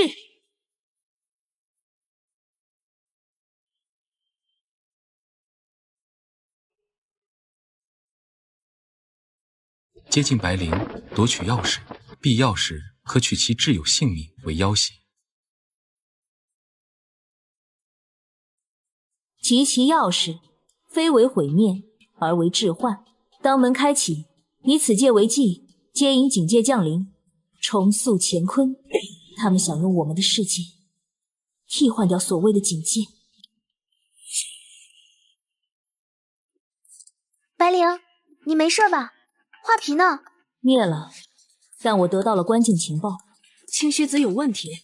清虚子和狐狸印记不是一伙的，他们似乎各有算计，但有一个共同的大计划。他们想利用钥匙开启门，然后用我们的世界作为祭品，让一个叫警戒的地方完全降临置换。疯子，他们都是疯子。最终地点在我们学校地下，那里有一面阴阳逆位井。调取昆城大学建造时的地质勘探图，确实，图书馆正下方有一个巨大的异常空洞结构，之前一直被解释为天然溶洞。不能再被动防守了。清虚子想监控我们，狐狸印记想利用我们，那我们就反过来，利用他们的矛盾，主动出击。第一步，找到并控制地下青铜井，至少要弄清楚它如何运作。第二步，查清清虚子的真实立场和目的。第三步，揪出狐狸印记，彻底粉碎警戒置换计划。地下探查需要避开超凡局和守夜人的常规监控。我可以编写干扰程序，制造能量奖项，但需要时间。我的阴袖可以附着在微小生灵上，进行地下初步侦查，但深度可能不够。深度交给我，融合2块碎片后，我对大地能量的感知更强了。我们需要一个契机，一个能让清虚子暂时无暇他顾，又能让狐狸印记以为我们按捺不住，要主动寻找下一块碎片的契机。画皮灵飞提散，白灵似乎通过搜魂得知了部分计划。无妨，知道了更好。恐惧和压力会让他更快成长，更快去集齐碎片。清虚子那个老乌龟想靠监控和怀柔政策掌控钥匙，痴心妄想，继续给白灵制造麻烦，逼他去找下一块碎片。地点就选在昆城大学图书馆吧，让他自己把门挖出来，岂不省事？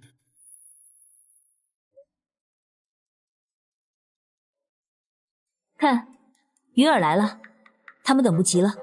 将计就计。明天我们去图书馆自习，是时候让躲在暗处的老鼠们见见光了。很近了，在地下，但入口不在这里。能量像是通过某种脉络从地底渗透上来，指引向那个方向。那是承重墙，后面是封闭的旧档案室，理论上没有通道，但能量图谱显示，墙后空间有微弱的异常引力场，感觉像是个陷阱，就等我们挖下去。那就看看下面等着的是猎人还是猎物。顾雪，干扰监控。木木，布下灵犀阵，有任何风吹草动立刻预警。我们今晚行动。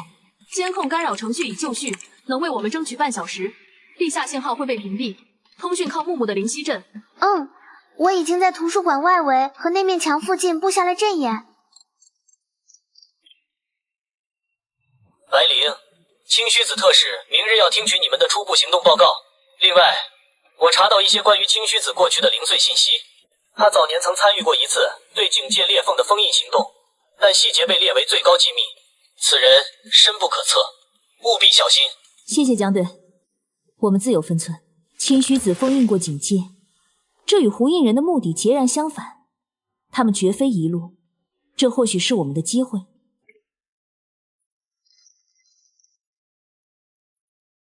后面是空的，有结界。好重的镜面气息，下方空间结构极不稳定，有高强度能量反应和生命体征，一个非常微弱。跟上，这就是门。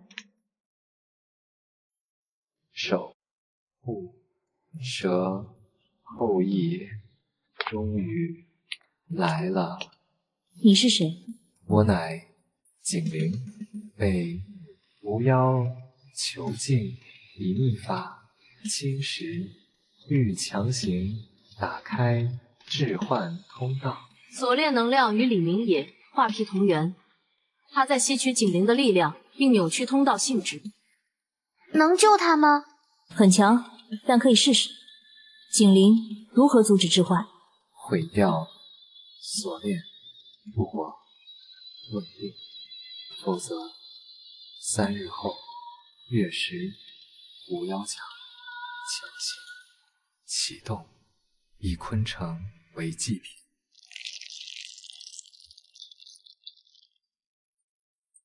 有人来了，能量特征是青须子。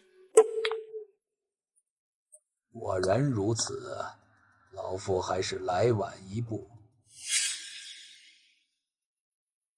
青须子，你还是这般道貌岸然。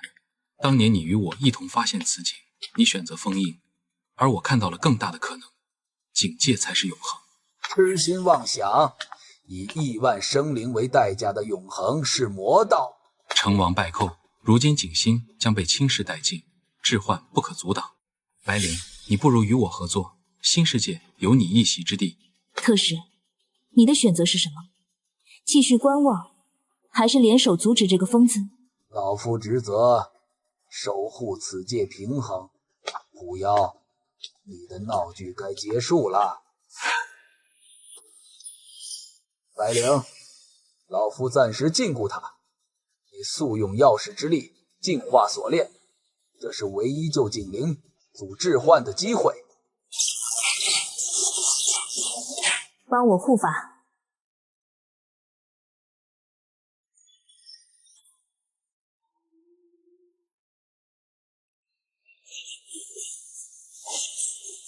给我破！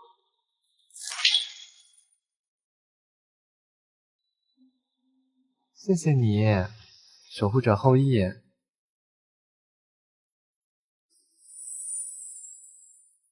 不，青须子、白灵，坏我大计，我绝不会放过你们。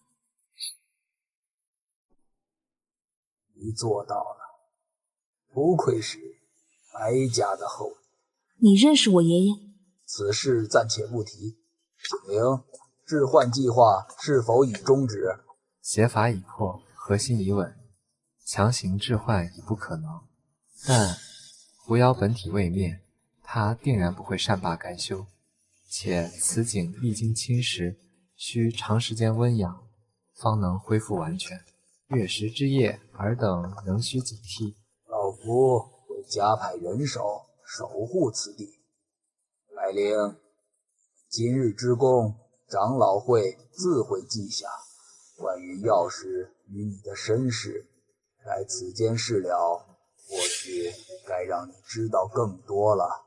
静候特使消息。哇，所以我们现在算是拯救了世界一次，是阻止了一次灭世危机，但胡印人本体仍在，月食之夜必有风波，而且青须子的态度转变，信息量很大，至少我们知道了敌人是谁，目的为何，也暂时有了清虚子这个不算盟友的助力。更重要的是，我们证明了我们有能力扭转局面。爷爷，你留下的路，我开始有点看明白了。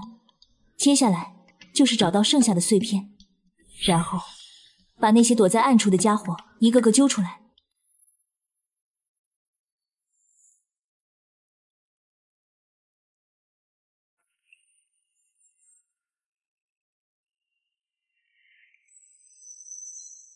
今天的课就到这里，白灵、顾雪、王木木，你们留一下。灵书，没想到你们这么快就走到了这一步，也好，有了这层身份，行事会方便许多，资源情报也能共享。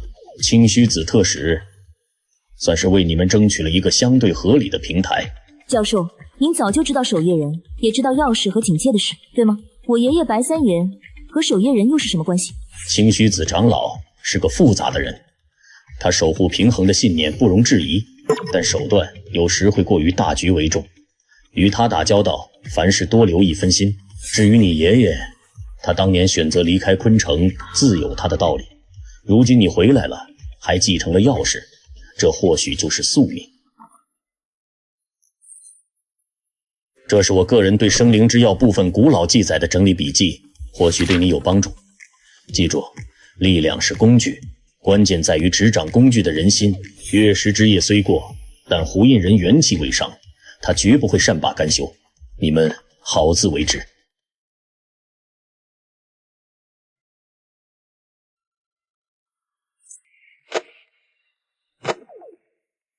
这些是灵书小队的基础装备，包括加密通讯器、应急灵能药剂，还有部分受限资料的访问权限密钥。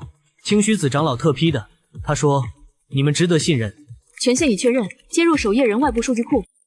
我正在交叉比对张教授笔记里的符号和青铜井的能量波动记录，有了一些有趣的发现。这些符号的古老程度远超现有记载。哇，这些材料比我家的珍藏还好，这下我的银绣威力能提升一大截。江队，清虚子长老有没有提到接下来对我们有什么具体安排？或者说，他希望我们主动去做什么？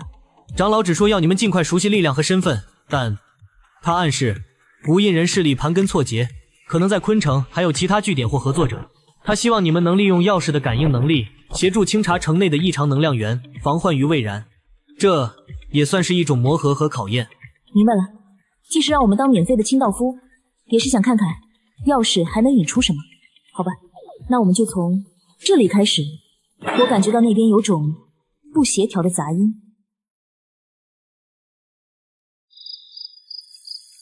就是这里，能量很微弱，但很脏，混杂着怨气和某种人工改造的痕迹。能量读数确认，与画皮李明野身上的残留波动有部分相似性，但更微弱、更分散，像是一个被废弃的临时据点。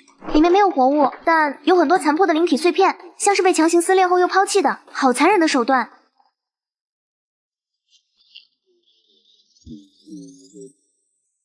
是胡印人一脉的手法没错，这里曾经被用来进行某种灵体实验，或者制造低等傀儡。时间大概在几个月前，他们撤离得很匆忙，但没完全清理干净。新发现，这个图案在数据库中没有完全匹配的记录，但结构风格与已知的胡印人标记有共通之处，可能是一个分支，或者新的标识。清虚子这个老狐狸倒是会借力打力，这么快就让这几个小丫头开始清剿了。可惜都是些我早已抛弃的垃圾场罢了。主人，他们找到了尾焰标记，虽然只是外围代号，但会不会顺着线索？无妨，那些废物据点丢了也就丢了，正好让他们忙活，分散注意力。真正的准备需要在暗处进行。月食计划失败，是因为我们低估了钥匙成长的速度和警铃的韧性。下一次不能再有丝毫差错，血月之时才是最佳时机。是。那关于白灵的身世和钥匙的真相，是否要？不急，有时候让猎物自己发现真相，会比我们直接告诉他更能摧毁他的心防。清虚子想当引路人，那我就帮他一把，让这条路变得更精彩些。去把关于白家和第一次警戒冲击的碎片信息，用隐蔽的方式抛给那个叫顾雪的女孩。她不是喜欢查资料吗？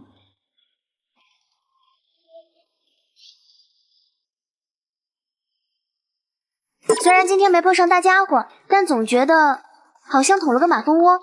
后面会有更多麻烦。不只是麻烦，我刚刚在交叉比对张教授笔记和守夜人数据库时，触发了一个隐藏很深的加密档案。档案名称是第一次警戒冲击与白氏血脉关联性分析残卷，访问权限是最高级，我无法打开。但这个标题白氏血脉，果然，我爷爷、我们家和这一切的根源都脱不了干系。还有，我今天在祠堂发现的那个金属片图案，经过初步解析，其核心结构与张教授笔记里某个代表封印代价的辅助符号有惊人的逆向同构性。青须子想引导我们，胡印人在算计我们，而真相就像藏在迷雾里的拼图。我们现在要做的，就是利用灵书的身份，在他们规定的游戏规则里，尽快找到所有碎片，然后由我们自己来决定，这把钥匙最终该开启什么，还是锁住什么。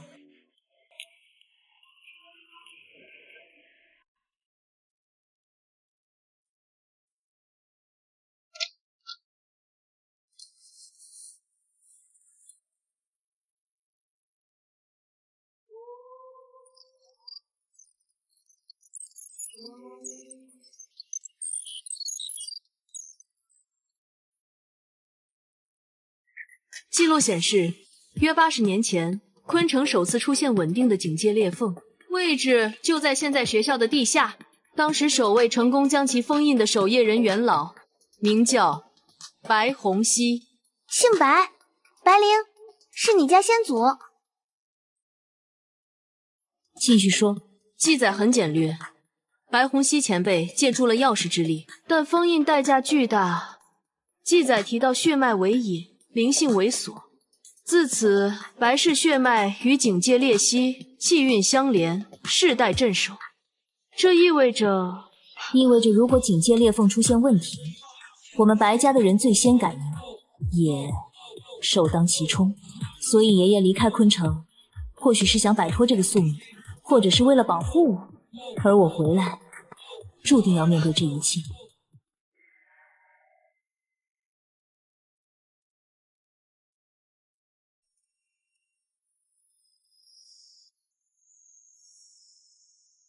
血脉为引，让我看看这里到底发生过什么。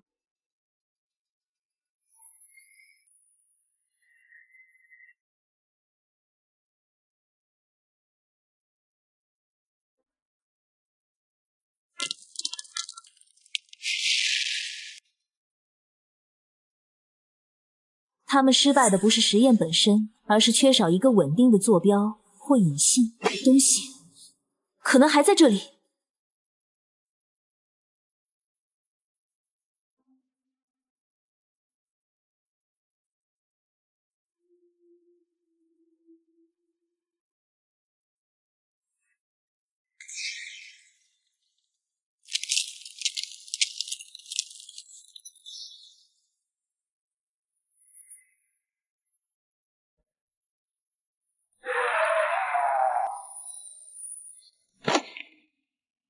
小心，是精神冲击陷阱。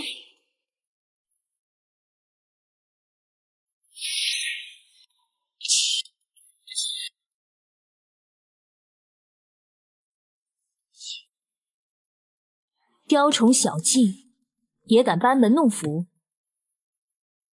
散！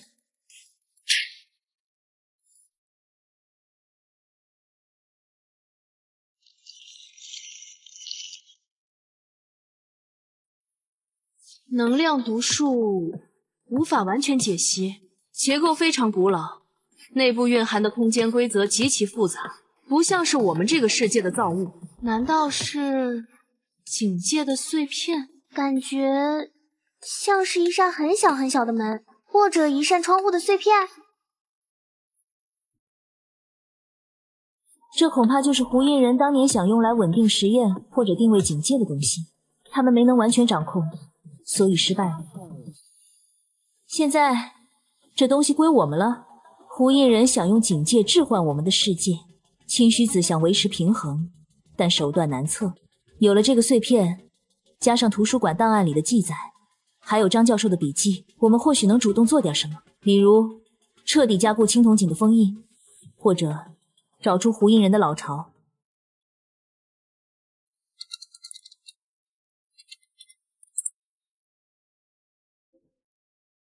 有重大发现！这块碎片的能量频率可以与张教授笔记里记载的几种古老守护风水局的核心产生共振。如果我们能利用好它，或许真的能在青铜井周围布下一个更强的自动防御阵，即使我们不在，也能一定程度上抵御胡印人势力的侵蚀。太好了，那我们是不是可以不用天天盯着那里了？布阵是其一，其二，我们需要找到胡印人的本体，被动防御永远解决不了问题。这块碎片既然曾与他有关，或许能成为我们找到他的线索。真相已经揭开一角，力量也在逐渐掌握。接下来，该轮到我们出招了。胡印人、清虚子长老，无论你们有何算计，我们都接下了。昆城的未来，由我们自己来守护。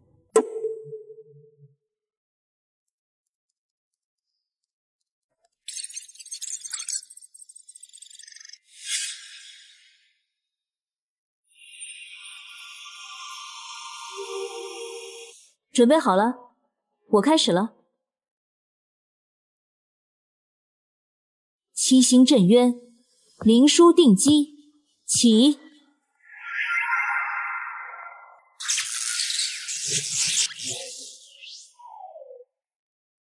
成功，能量护盾稳定生成，其强度足以抵御之前胡印人分神那种级别的冲击，而且护盾能量与警灵同源。具有自我修复和成长特性，只要警灵持续恢复，护盾会越来越强。太好了，这下总算有个坚固的家了，不用总担心老家被偷。风水局成功启动，几乎耗尽了这块碎片里残存的主动空间能量。现在，它更像一个信标，或者钥匙胚。不过，在能量被激发的最后瞬间，我捕捉到一丝极其微弱但指向性明确的能量涟漪，指向城北方向。方向明确了，胡印人的老巢，或者在城北有更重要的据点。这块碎片就像一把用过的钥匙，虽然不能再开门，但记住了锁的位置。城北范围很大，而且经过上次工厂事件，他们肯定更警惕了。我们怎么找？还记得我们之前处理过的那些被胡印人力量侵蚀过的地方吗？比如废弃工厂，还有那个祠堂，他们残留的能量痕迹虽然微弱，但如果同出一源，或许能像地图上的坐标点一样，帮我们三角定位出源头的可能区域。明白。调取所有相关事件地点的能量残留数据，包括强度、衰减曲线、频谱特征，建立能量溯源模型，结合碎片最后指向的城北大方向进行交叉计算和区域概率匹配。计算结果显示，胡印人核心据点或重要活动区域有高达 78.3% 的概率位于城北旧工业区与废弃的清河码头交界地带，那里地形复杂，荒废已久，易于隐藏。能量痕迹到这里就变得非常稀薄，几乎难以察觉，像是被刻意清理过，或者用更高明的手段掩盖了。怨气也很淡，但有一种很别扭的感觉，好像空间在这里有点皱褶。不是能量屏蔽，是空间层面有微弱的干涉现象，类似于海市蜃楼的效果，但作用于现实空间。我们看到的这片区域的景象可能并非完全真实。有反应了，虽然很弱。就在那边，他们不是隐藏了能量，而是可能用类似空间扭曲的手段，将真正的据点叠放，或者投影在了这片废墟的某个层面。怪不得一直找不到。基本可以确定，胡印人的老巢就藏在那里。通过空间手段隐匿，直接强攻不明智。我们不清楚里面的结构和防御。我们需要一种能看破或者暂时干扰这种空间伪装的方法。张教授的笔记里提到过几种应对空间扭曲的古老技巧，但需要特定的媒介和较强的能量引导。我的灵线对空间波动很敏感，也许可以试着编织一个临时的破障网络，就像蜘蛛网一样粘附在空间异常点上，让它显形。好，顾雪，你负责研究笔记里的技巧，找出最可行的方案，并准备干扰设备。木木，你全力制作具有破障效果的灵线，我负责提供核心能量，并想办法进一步精确定位。这次我们不是去试探，也不是被动防御，目标是找到胡印人，锁定他。做好准备，下一次行动务必摸清他的底细。根据记载，这种空间隐匿手法很像镜花水月，并非真正创造独立空间，而是扭曲光线和能量感知，制造一个与真实场景重叠的镜像层。真正的入口可能就是一扇普通的门或一面镜子，但被施加了障眼法。我的灵线穿的显影沉，应该能像蜘蛛网粘住飞虫一样粘附在那个镜像层上，让它原形毕露。我的生灵之药力量对稳定空间有奇效，找到节点后，我可以尝试用力量暂时固化那个入口，为我们争取进入和撤离的时间。行动计划明确，木木布网定位，顾雪分析节点弱点，我负责强行稳定入口，速战速决。获取情报后立刻撤离，不与胡印人本体硬拼。夜色深沉，废弃码头阴森。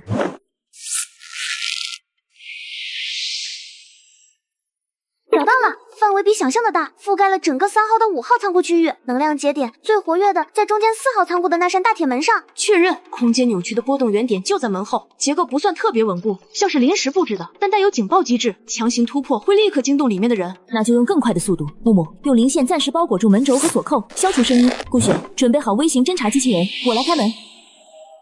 就是现在。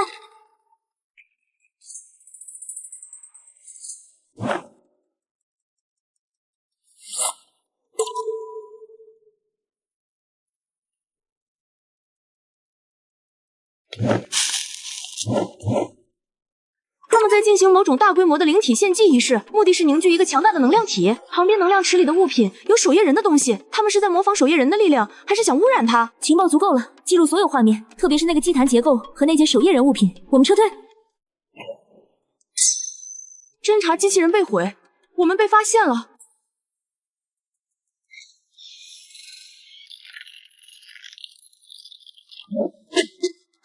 走。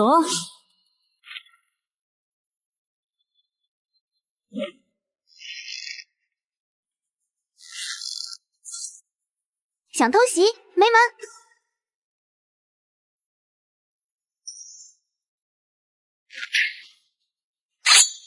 我的近战格斗课程评分一直是 A。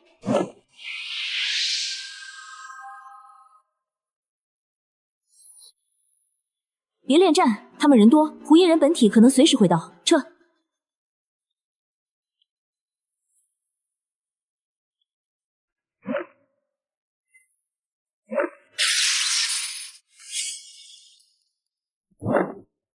好险，差点被包饺子。不过他们那个仪式看起来真邪门。仪式模型已初步构建，其核心是利用大量怨念和警戒能量，强行创造一个受控的伪警戒生物。旁边能量池里的守夜人遗物很可能是想窃取或模拟其力量属性，用于掩盖这个生物的气息，让它能绕过某些检测。胡印人似乎在进行某种生物制造仪式，模仿守夜人力量，这件事性质严重了，我会立刻向长老会报告。白灵，你们提供的影像资料非常重要，但下次行动前务必提前报备，太危险了。胡印人不仅在谋划大的，还在试图伪装成守夜人。他们想用这个伪造的生物做什么？潜入还是栽赃？清虚子长老看到这个会是什么反应？看似清晰的局面，因为这把短剑的出现，再次陷入了更深的迷雾。但胡印人的阴谋也终于露出了更多马脚。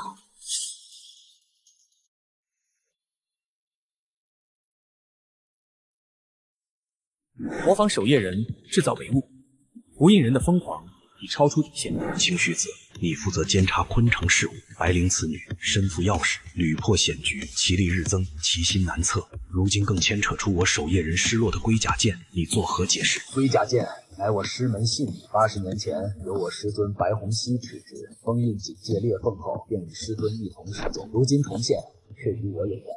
但我更在意的是，胡印人如何得到它，又想用它做什么？白灵或许是揭开所有谜团的关键。我请求启动甲字卷宗，查阅80年前封印行动的完整记录。准，但清虚子须知平衡为重，莫因旧事动摇根本。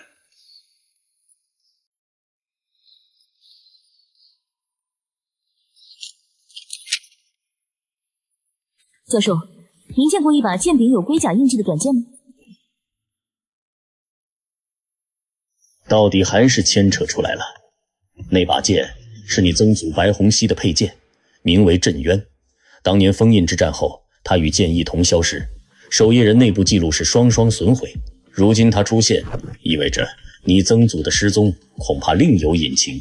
您早就知道我的身世，那清虚子长老手腕上的印记，龟甲印记是白虹溪一脉的独有标记，既是力量徽记，也是一种契约烙印，与警戒之力相伴相生。清虚子，他曾是你曾祖最器重的弟子，但封印之战后，他对白虹溪的牺牲方式一直心存疑虑，这也是他多年来暗中调查的原因。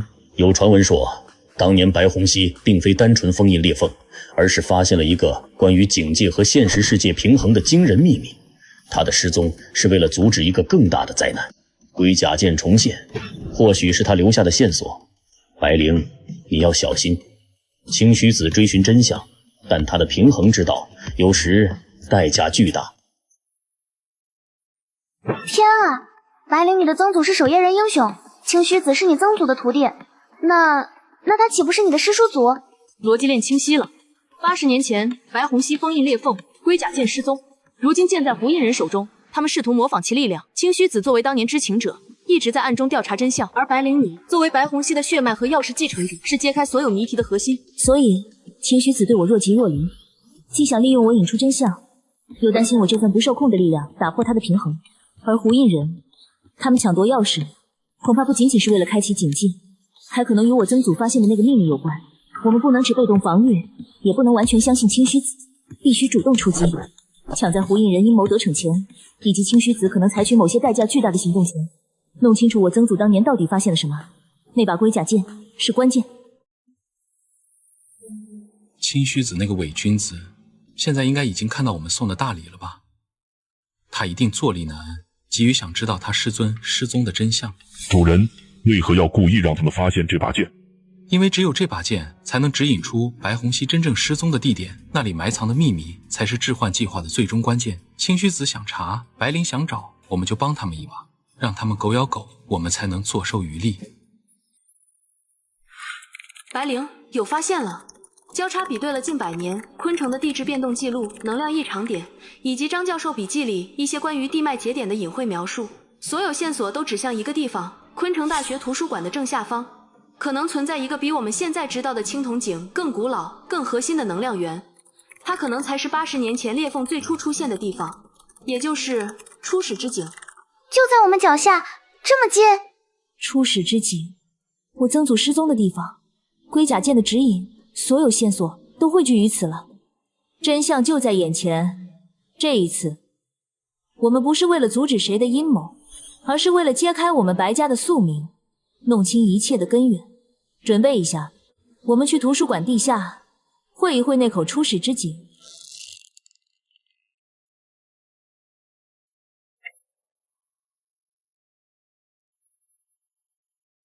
这里的感觉好古老，好像时间都停滞了，比上面的青铜井要沉得多。能量浓度指数级增长，结构非常稳定，但性质更接近世界本源，这确实像是一切起源的地方。我能感觉到呼唤就是从下面传来的，小心脚下，跟紧我。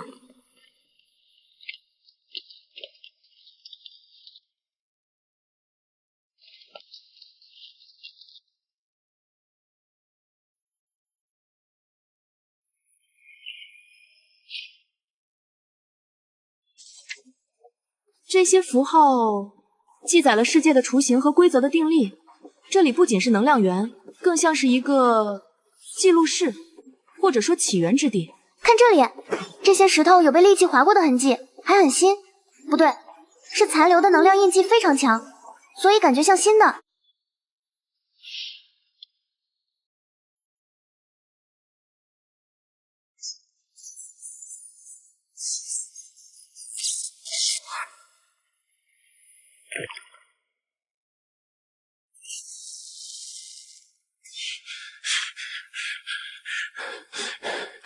我曾祖，他是在这里封印了某个东西，然后跳了下去。镇渊剑是被震飞，而非损毁。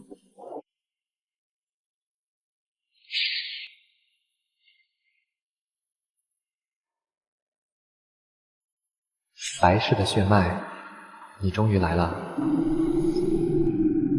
携带钥匙之人，亦是所之继承者。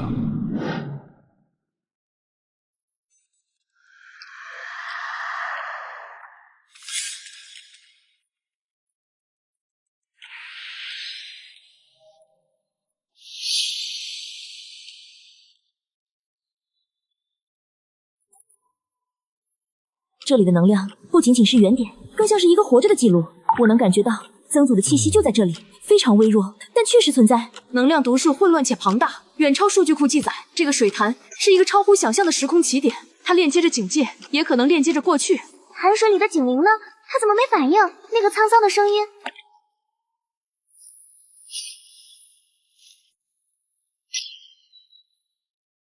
我明白了，青铜井的警铃是曾祖创造的记录者和守护者，他继承了我曾祖的部分意志，所以才会一直引导和考验我。而他的本体和曾祖的真正去向，都在这个更古老的初始之井里。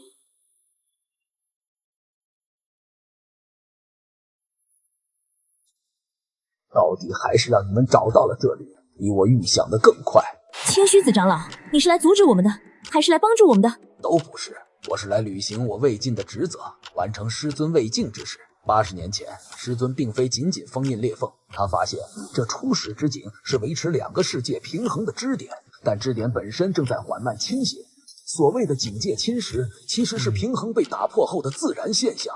所以单纯的封印是治标不治本，甚至会加速失衡。没错，师尊当年的牺牲是以自身为代价，强行稳住了支点，为后世争取时间。他留下的真正信息是，当钥匙继承者足够强大时，应进入井中，不是封印，而是修复支点。修复？怎么修复？用钥匙的力量重构平衡，但此举风险极大，施法者很可能像师尊一样，被永远困于时空乱流之中。这便是过犹不及，恐为冤事的真意。之前的犹豫和试探，便是想确定你是否具备这份心性和能力，又是否愿意承担这份代价。修复、平衡、可笑，这个腐朽的世界早已失衡，唯有彻底打破，以警戒之患，方能迎来新生。清虚子，你和你师尊一样迂腐。白灵，把钥匙给我，我将赐予你在新世界的至高地位。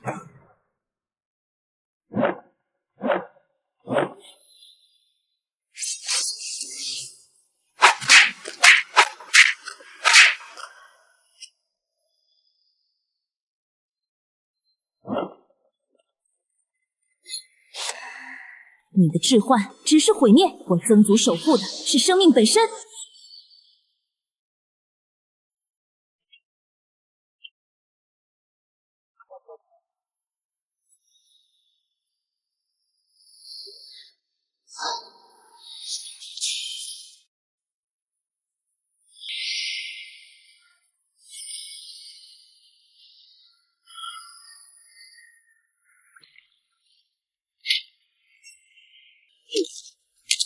你掠夺了太多不属于你的力量，根基不稳，这就是你失败的原因。白灵，时机已到，无印人重伤，其力量核心与警戒联系减弱，是修复支点的最佳时机。我会用我全部力量暂时稳定井口，为你争取时间。记住，用心去感受平衡，而非强行。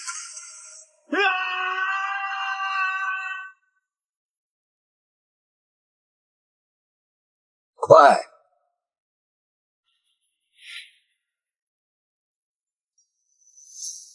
孩子，你终于来了，比我想象的更优秀。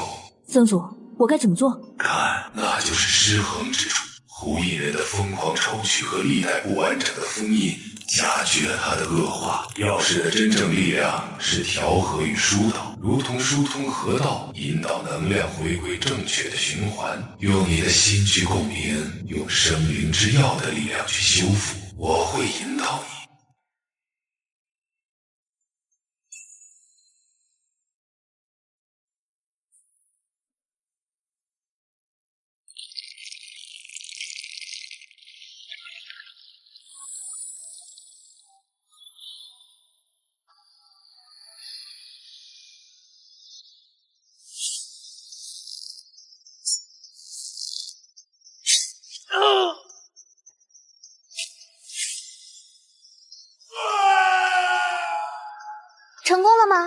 灵呢？支点正在被修复，但白灵他……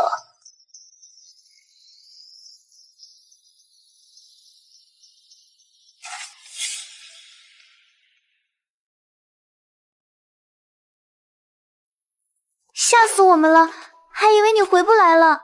回来就好，感觉整个世界都变得不一样了，更清爽了。青须子长老，不，师叔祖，支点已经初步修复，警戒侵蚀现象会逐渐减缓，直至停止。但平衡是动态的，需要持续的维护。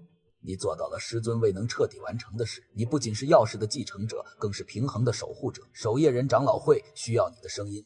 守夜人的规则过于僵化，我更相信我的伙伴和我们自己的方式。这座图书馆才是最适合守护和研究的地方。我会留在这里和顾雪木木一起建立我们自己的灵书，一个真正为了理解和维护平衡，而非单纯封锁秘密的组织。也好，或许这才是真正的未来。守夜人会尊重你的选择，并提供必要的支持。若有需要，我师叔祖随时都在。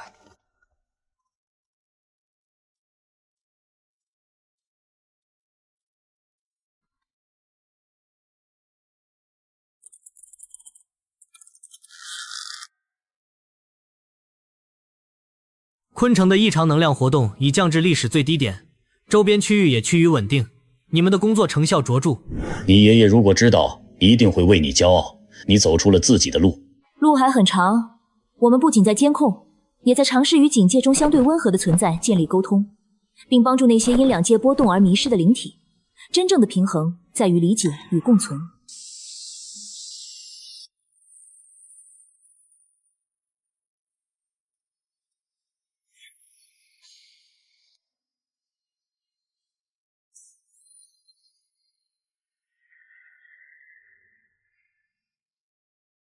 锁与钥匙，守护与开启，从来都是一体。我会用这份力量守护这份来之不易的平衡，守护每一个值得珍惜的生命。